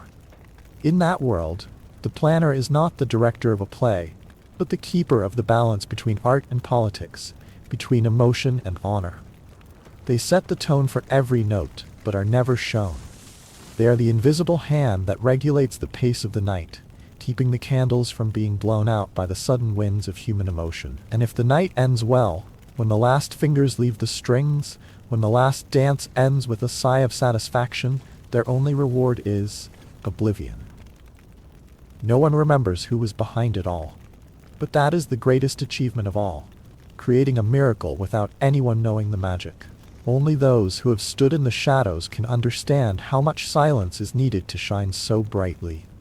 In the heart of the glittering city of Rome, where banquets were not simply places to eat and drink, but stages to display power and class, the banquet planner was like the conductor of a lavish symphony. For the evening to be something people would talk about with rapt eyes, everything from the food to the wine to the way the pillows were arranged had to be ritually precise. And so the battle began. In the kitchen. The food at Roman banquets was more than just nourishment. It was political messages wrapped in honey and imported spices. Every plate placed on the table was a statement that the host had the authority to serve such absurdities as the fragrant, nut-stuffed dormice, breathing oysters from the Bay of Baiae, or peacocks roasted whole and then pinned back to life. These dishes, though few actually wanted them, were served to remind that this was not dinner, but a statement in food. In the kitchen, it was a different battlefield. Cooks shouted, fires roared, and the smell of garum, a Roman fish sauce so strong it could make one cry, mingled with the smells of roasting meat, baking cakes, and molten fat. The planner walked through the chaos not to inspect each dish, but to forestall any disaster that might destroy the host's reputation. A slice of bread accidentally placed next to a jar of garum could make the whole table gasp, and then no one would remember the painstakingly prepared peacock, but only the haunting smell of the appetizer. And it wasn't just the food that had to be carefully chosen. The wine was part of the ritual, too. The decanters had to be old enough to keep senators quiet while they drank, but there had to be a cheaper, discreetly marked decanter for latecomers or less important guests. Wine was also a tool of diplomacy. Who poured what, when, from where? All were political decisions disguised as politeness. Then, like a final touch to a painting, everything fell into place. The pillows were folded one last time. The cake was polished. The peacocks were placed on the table, their feathers shining like they had just stepped out of mythology. The aroma in the air was thick, not just from roast meat or honey, but from the very feeling of a grand night ahead. None of the guests knew the tension that had been building in the kitchen all day. No one needed to know. Because perfection was, in essence, about mistakes caught in time. And the planner, with his silent hands behind the curtain of luxury, understood that if no one complained, it meant everything had been done almost perfectly. And in that world of frivolity, that was the greatest reward. In the world of lavish Roman banquets where every sense was mobilized to impress, scent was more than just a decorative detail. It was an essential part of the experience, a silent but powerful sign of wealth, status, and sophistication. For Romans, the air around you spoke for you, and at a banquet, scent was the first thing that greeted guests before a greeting. Each space in the mansion had its own scent, carefully chosen as if the room itself had a personality. The entrance hall, where the first steps were made, was scented with citrus and cedar. Bright, strong, clean, a silent declaration. You have entered a place not for the common man. The dining room, the triclinium, was filled with myrrh, frankincense, and light musk. It was a lingering, warm, sensual scent, just enough to dissolve the boundary between food and pleasure. The outdoor garden, where intimate conversations and secret love affairs took place, was scented with cinnamon, rose, and a touch of spikenard. Scents that evoked sweet, but dangerous secrets. Perfume was also used to conceal and transform easily overlooked places like the toilet. Nothing brings down a lavish party like an unpleasant odor lurking in a hidden corner. So even the toilets were scented with myrrh, rose oil, or at least incense, maintaining the illusion of luxury down to the smallest detail. For the Romans, scent was more than a pleasure. It was a form of silent language, of calculated ostentation. A person without fragrance was a person without status. A room without fragrance was not ready to receive guests. And a party that doesn't smell, or worse, smells wrong, is a failure. So a party planner isn't just someone who knows how to arrange the lighting, the food, and the music.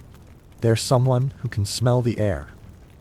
Literally, they sniff every corner of the room, adjust every curtain, light every little incense burner, all to create an invisible mist that surrounds the party. One that makes guests feel at ease, not knowing why, but only that they don't want to leave. Because in a world where everything is a performance, scent is the silent backdrop to that drama. And if the planner has done her job right, the last thing that will be left behind when guests leave the party won't be a sight, but a whiff of scent on their clothes, and the vague feeling that they've just emerged from a dream. Under the dim light of oil lamps and the faint scent of pine resin mixed with roses, one often sees only a splendid Roman banquet. Noble guests reclining on silk cushions, laughing loudly over sparkling glasses of wine, and the sound of flutes and zithers resounded throughout the corridors. But few people imagined that, to make the party look natural, behind the scenes there was an invisible orchestra, not of musical instruments, but of people. A silent army that operated all that luxury with silence, meticulousness, and sometimes even sacrifice. The wine-bearer was not just the one holding the jug. They were experts in sensing the mood.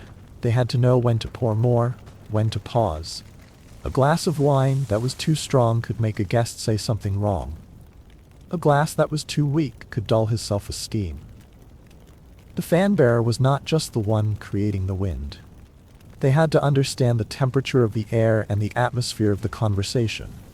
A light breeze on the back of the neck could make a smile appear, but a strong wind could blow away the silk covering the thigh, turning grace into shame.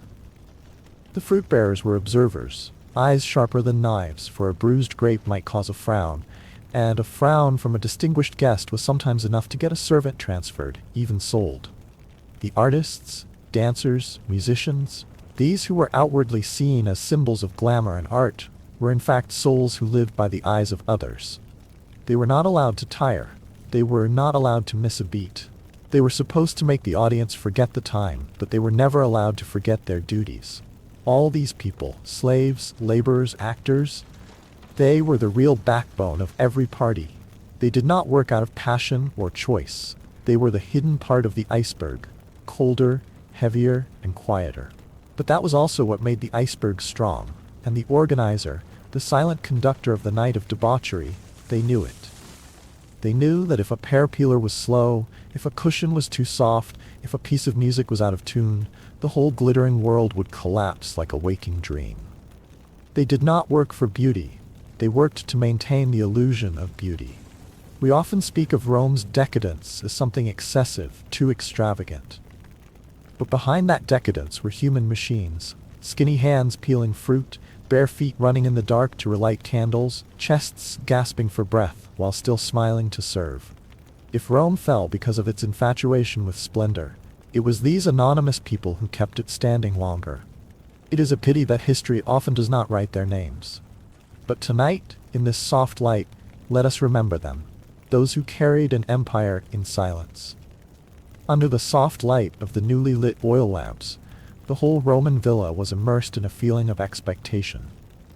But before any guests cross that threshold, there is one final task, quiet but most important, that takes place in the shadows. It is the moment when the party planner makes a tour of every room, checking every detail so small it is almost invisible. Is a pedal tilted too far? Is the reflection of light on the wine decanter revealing an unwanted scratch? Or is the cushion on the sofa half an inch off its original design? Everything, the lighting, the scent, the floral arrangements, the softness of the cushions, is designed to trick the senses. The goal is not to make someone exclaim magnificent, but to make them think that the extravagance comes naturally, as if the place was born to seduce.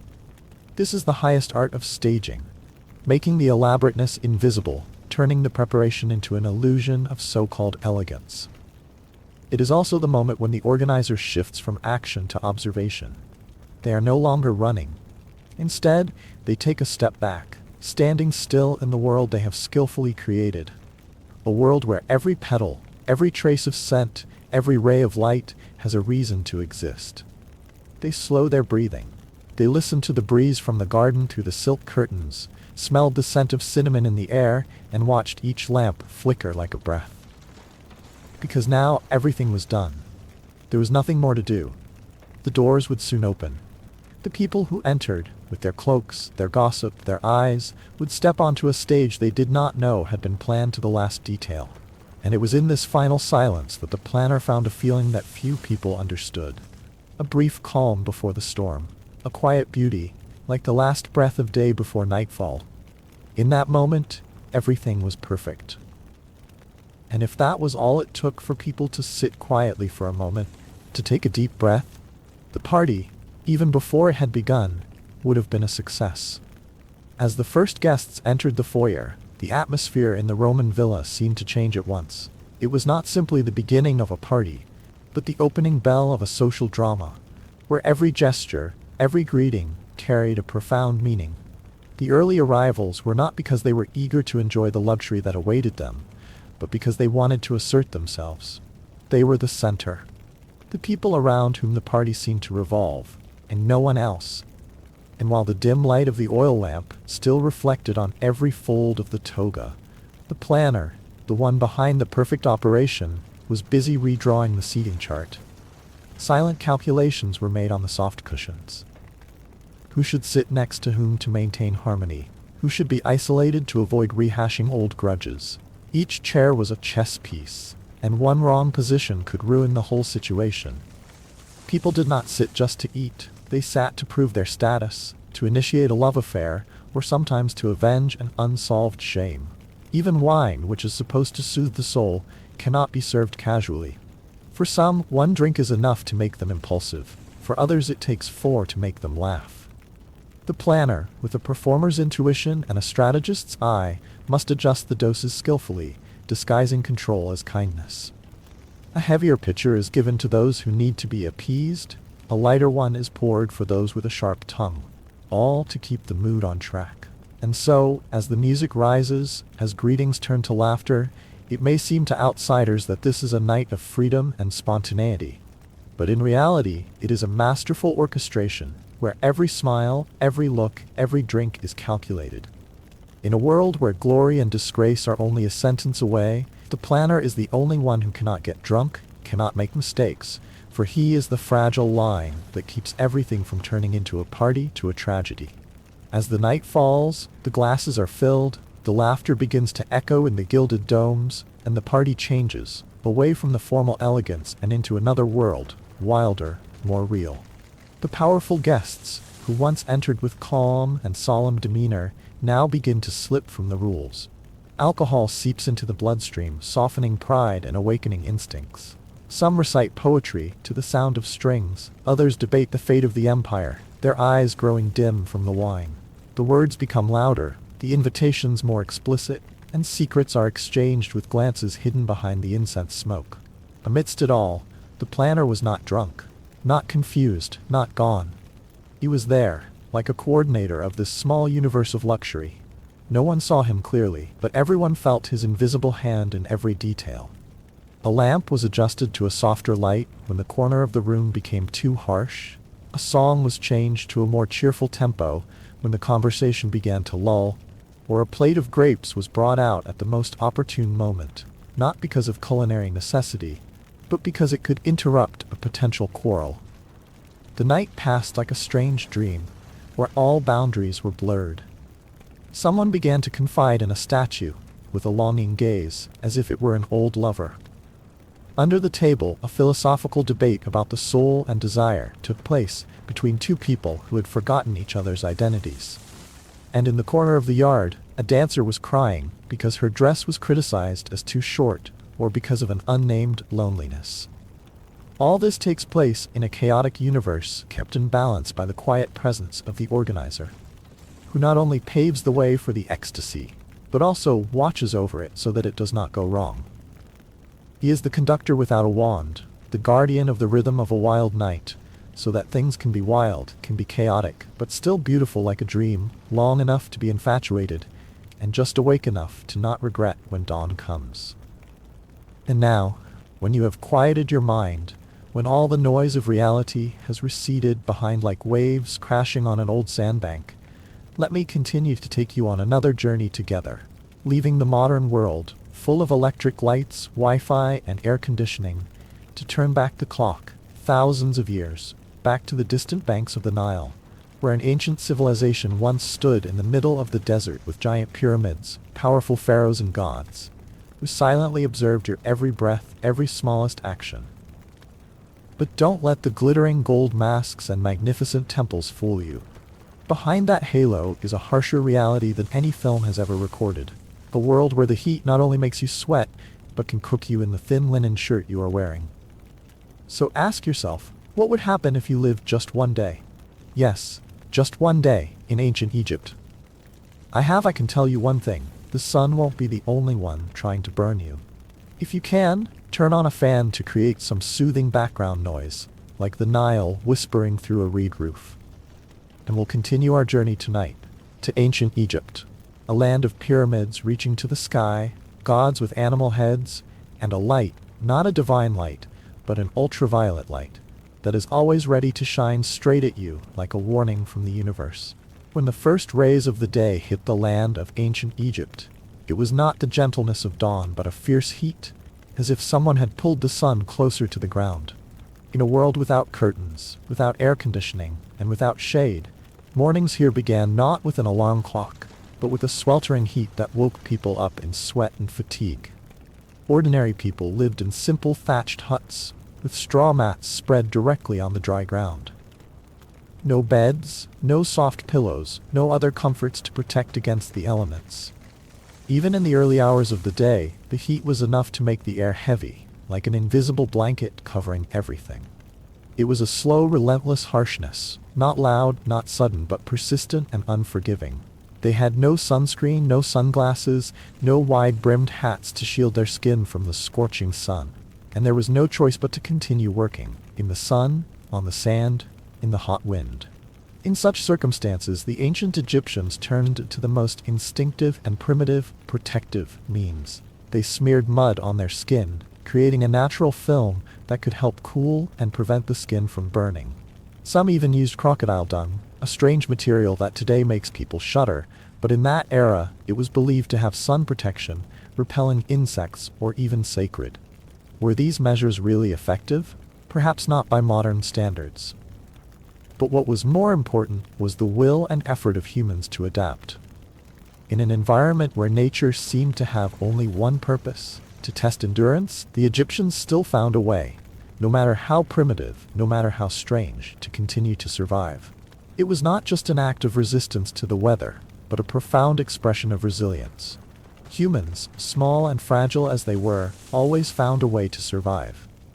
From the first grain of sand in the desert to the first scorching rays of the morning sun. In the life of the ancient Egyptians, the Nile was more than just a stream. It was the soul of civilization. Everything revolved around it, from agriculture to trade to daily life. But behind that poetic name lies a thorny truth. The Nile is an essential source of life, but also a harsh challenge that Egyptians face every day, every hour. The river water, which seems sacred and pure, is in fact often murky, foul-smelling, and full of hidden dangers. It is home to a series of dangerous creatures, from ferocious crocodiles that can suddenly rush ashore, to parasites that lurk in the mud.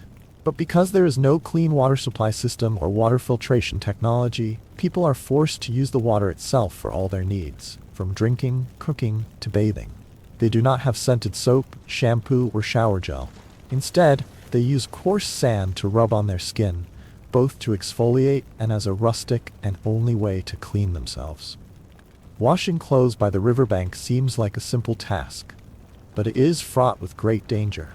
Just one slip or an accidental splash can attract the attention of crocodiles, silent predators that always lurk in the murky water.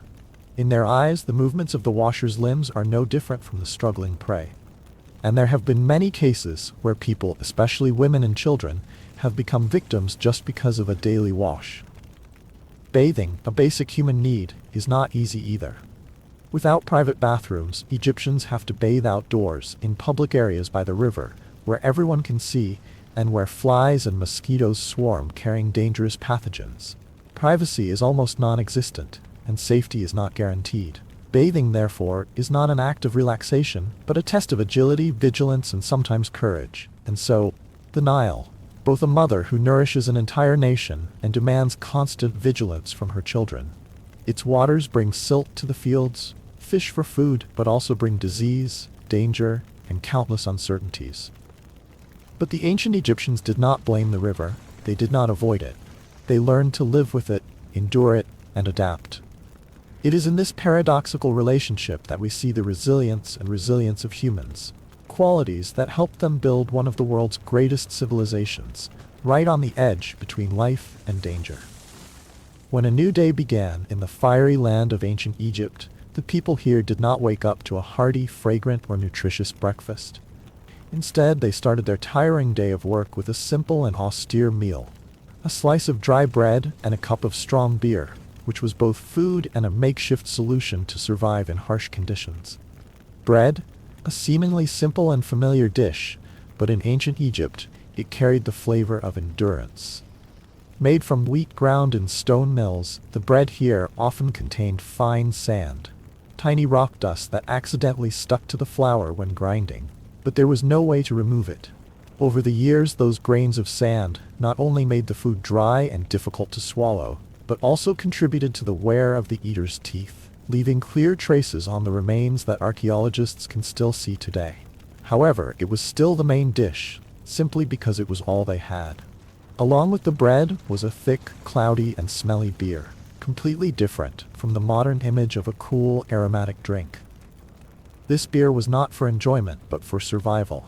In the context of the Nile water, filled with pathogens and dangerous impurities, naturally fermented beer from grain became one of the less risky options for sustaining life. Not only did it provide quick energy from carbohydrates, but it was also considered the most rustic form of clean water. Not very easy to drink, but at least safer than drinking raw water from the river. On lucky days, that breakfast could be improved a little by an onion or a few dates. A rare sweetness between the bland and astringent taste of the poor meal. These foods were not only a meager source of vitamins, but also a small joy in everyday life, a change of taste, a brief moment of comfort before plunging into hard work under the scorching sun. And so, the ancient Egyptian breakfast, simple and lacking in nutrition, contained a world of endurance and adaptability.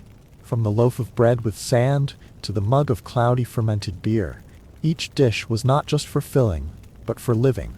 To survive in harshness, to continue to cultivate a magnificent civilization from the simplest and most ascetic things.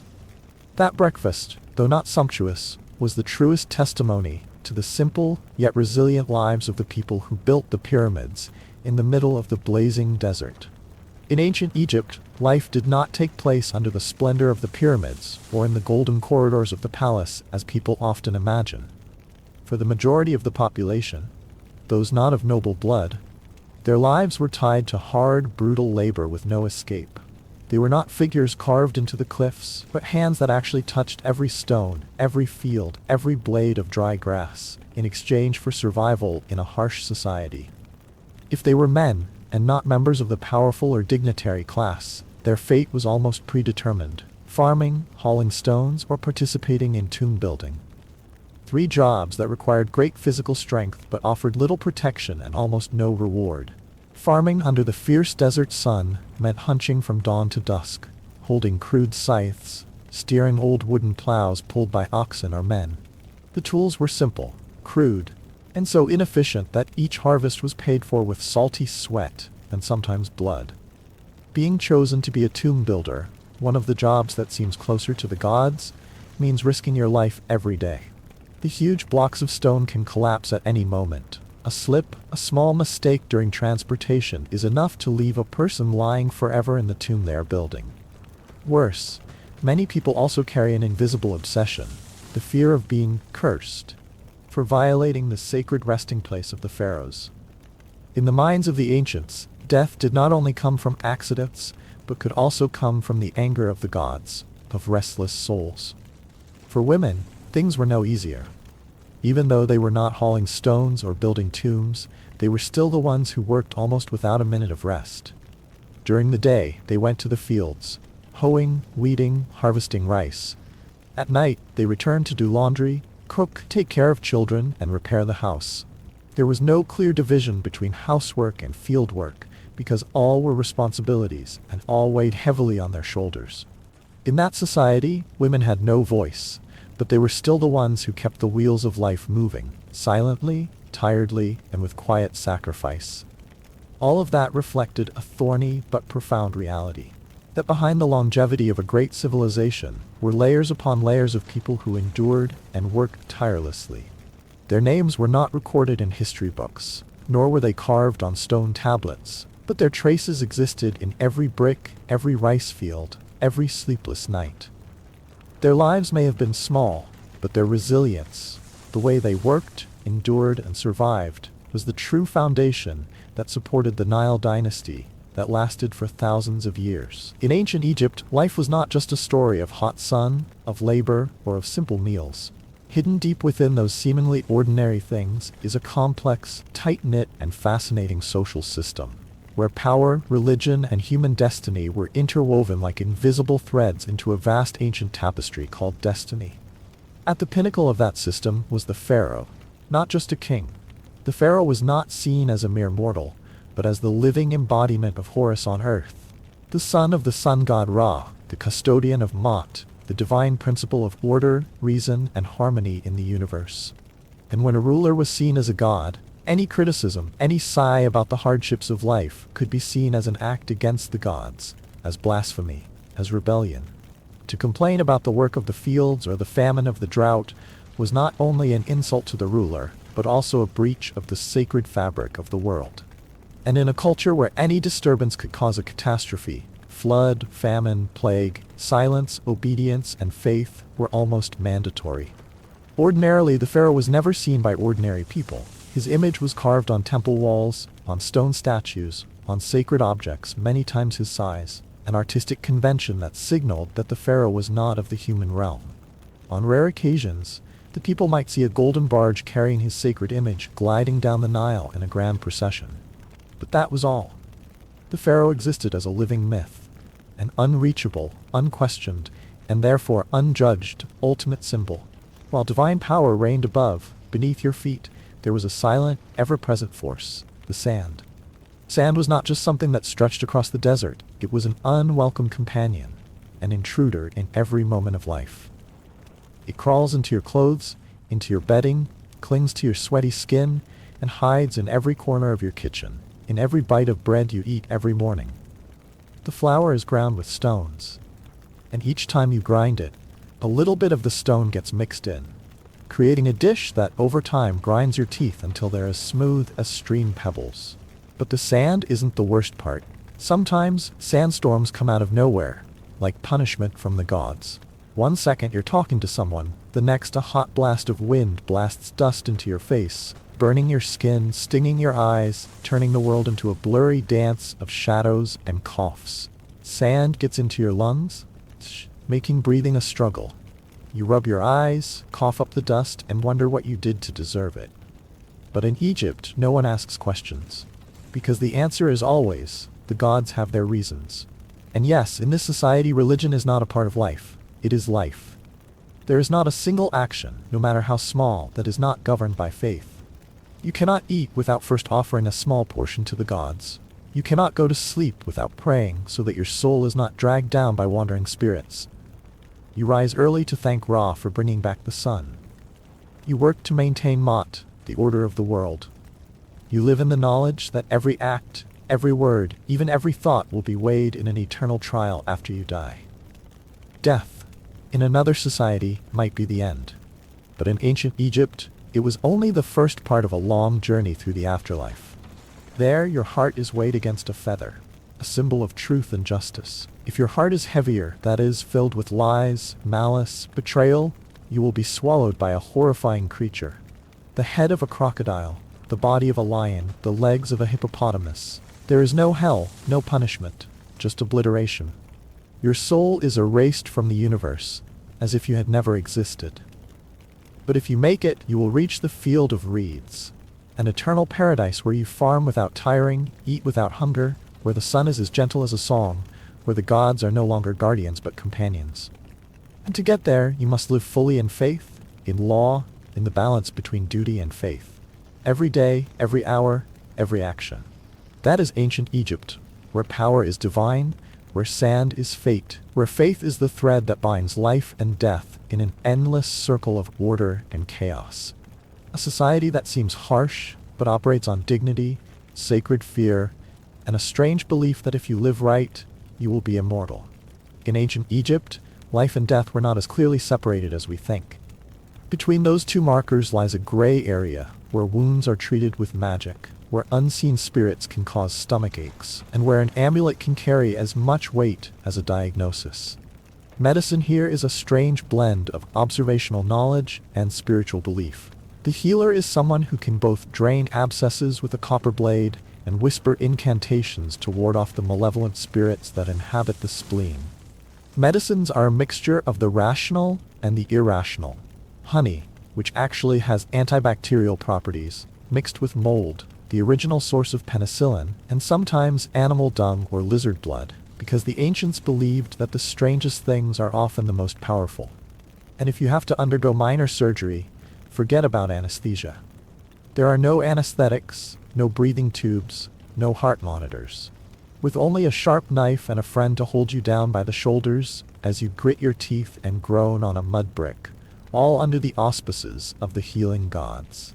In every ritual, from childbirth to healing, from banishing evil spirits to sewing up cuts, amulets are worn as spiritual armor. No one believes that the body can heal if the soul remains threatened. So a carved piece of stone, a sacred tattoo, or a spell tied around the neck was not just jewelry, but the most comprehensive protection an ordinary Egyptian could possess. In this dangerous world, Egyptian women walked as silent pillars of society. Unlike many other ancient civilizations, women here had rights that might surprise modern people. They could own land, sign contracts, divorce their husbands, and even sue a man in court. On paper, that sounded progressive. But the reality was much harsher, because rights did not mean freedom from labor or pain.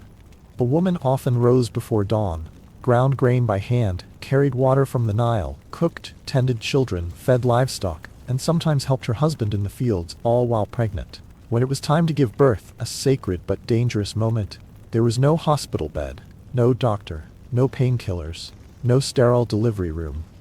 She gave birth on the hot ground, with incense, prayers, and a faint hope that her body would be strong enough to survive the moment. And even when the birth was safe, there was no rest. Before the baby had stopped crying, the mother's hands were pounding grain, weaving, swatting away flies, wiping sweat with the hem of her shirt. It was a daily reality, not captured in murals or sculptures, but the steady pulse that kept this society alive. Only women of the aristocracy, the daughters of officials or pharaohs, had the opportunity to enter the other world, where they learned to read and write, could manage property, even wield power. Some of them became priestesses, temple wardens, or in the rarest of cases, pharaohs, like Hatshepsut, who ruled with power and wisdom equal to that of any male king. But for the vast majority of Egyptian women, status was just a line in the law. Real life, a line in the dirt, in cracked pots, and in the sighs of the night, when she lay down beside her infant, her hands still smelling of onions and sweat. So, in a world where illness could be attributed to demons, and mothers had to work even while in labor, we have a society full of contradictions. Strong but fragile, reverent of the gods, but constantly struggling with reality. This was ancient Egypt, a place where human endurance was tested every day, every hour, and where women, despite being granted rights, had to live as silent warriors in the harsh desert of life. For the ancient Egyptians, death was not an end, but a gateway to a new journey. longer, more mysterious, and requiring more preparation than life on Earth.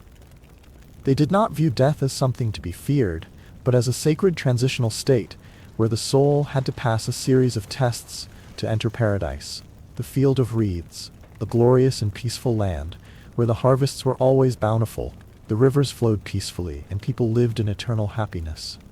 Because of this strong belief, the Egyptians spent their whole lives preparing for death. Those who could afford it would build tombs very early, collecting burial objects such as guardian statues, jewelry, dried foods, perfumes, and even dolls called ushapti, small figures made of stone, wood, or faience, believed to work on behalf of the deceased in the afterlife.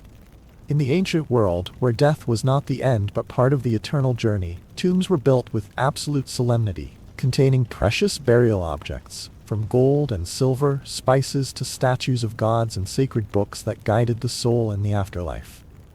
But that very value also turned these resting places into attractive targets for greed. Not only the tombs of powerful pharaohs, but also the simple tombs of ordinary people became victims. Terrifying curses were carved into the stone walls to frighten off trespassers. Words that the thief's soul would be devoured by a snake. His limbs cursed for all eternity. But in the end, faith could not stop hunger. The cruel reality was that curses often did not work, or at least not enough to stop people. In many cases, it was those entrusted with sacred duties, such as priests or tomb builders, who turned their backs on the sacred to steal the very things they once revered. And worse, it was not just greed, but often survival. When the stomach was growling, when the harvest was failing and the family was starving, a jar of perfume, a piece of linen, or even a loaf of bread left at the graveside became a gift of fate. Tomb robbing, for all its horror and outrage, is sometimes just a whisper of human despair in the struggle between faith and survival. In ancient Egypt, knowledge was more than power, it was magic. And no symbol expressed that more clearly than the elaborate hieroglyphic system the Egyptians left behind. Carved into temple walls, etched into coffins, drawn on papyrus, these symbols were not mere writing, but a bridge between man and the divine, between the physical world and the spirit world. But this system was not for the masses. Reading and writing were considered special, sacred skills, a privilege reserved for a few, rigorously trained from childhood, the scribes and scribes. These people did not drag stones or plow fields in the sun, but sat in the shade, recording books, laws, prayers, and the names of both the living and the dead. And that's where the real power lies. For in Egyptian belief, a person's name was the part of their soul that was tied to their eternal existence. Writing someone's name was like giving them immortality. Conversely, to erase someone's name was not simply to erase their identity, it was to erase them from the universe, to erase their soul forever. In a culture that revered immortality, that was more terrifying than death. So in a society where the majority of the population was illiterate, the scribes were not just officials. They were keepers of memories and fate, witnesses to the gods and the mortals, people with the power to save or destroy a soul with nothing but ink and bamboo. Life in ancient Egypt was not the romantic picture that movies often paint. If you tried to live even one day in that world, you would probably quickly realize that you were not born to endure it. Before the sun had even risen high, the heat was scorching, sand seeped into every corner, and breakfast was a loaf of sand-mixed bread and a thick mug of beer, not for enjoyment, but for survival. There were no antibiotics, no air conditioning, no sunscreen, and certainly no time to relax. Every hour is a struggle against the heat, against physical labor, against illness, and against the strict rules of the gods. For a modern person accustomed to convenience, you would collapse after only a few hours, if not from exhaustion, then from culture shock. Yet strangely, the ancient Egyptians did not despair. Despite living in harsh conditions, they still maintained a strong belief in the gods, still loved their families, still sang, painted, and dreamed of the afterlife as an indispensable part of life. It was a spiritual strength that transcended reality, something that perhaps we today lack. And just when you think the story is over, the video opens to another scene, thousands of kilometers away, in a completely different world. Teotihuacan, the majestic stone city in the heart of ancient America. The Temple of the Feathered Serpent was more than a religious monument. It was a theater of power, a stone map of the cosmos, and a testament to bloody sacrifice. More than 200 people were sacrificed, bones were buried in sacred geometry, and the mercury-filled underground tunnels reflect the haunting notions of death and rebirth. No one knows why Teotihuacan collapsed, but it is precisely the absence of explanation that makes it so hauntingly mysterious. Like Egypt, where men built monuments that stood the test of time, Teotihuacan is a symbol of the desire to reach the divine, even if the price is blood, tears, or destruction. Ultimately, both civilizations teach us an undeniable truth. Greatness always comes with a shadow. What's carved in stone is not just but also a warning that when men try to reach the gods, they sometimes reach their own depths. So we've lived a day in ancient Egypt, and if you're still here, you survived. In spirit. Physically? Probably not. Because the reality is, no air conditioning, no shoes, no clean water, no Advil. Just the sun, sand, flies, and a pile of gritty bread. A world where you are sunburned in the morning, exhausted by day, and forced to face a divine test after death, just to hope for a field of reeds. But the strange thing is, despite all this hardship, the ancient Egyptians did not despair. They still loved, still believed, still built eternal things. And perhaps that is why, thousands of years later, we still talk about them. And then, just when you think you have reached the end of your journey, another door opens. Teotihuacan. A civilization that left no name, no greeting, only giant stone temples, human blood, and stone snakes staring back at you. It is not just ruins, it is an unanswered question. Greatness is buried in silence. So if you find this video interesting, don't forget to like and subscribe, so that each time we continue another strange journey. And you, how long do you think you could survive in ancient Egypt? Leave a comment below. And now, good night, if you dare.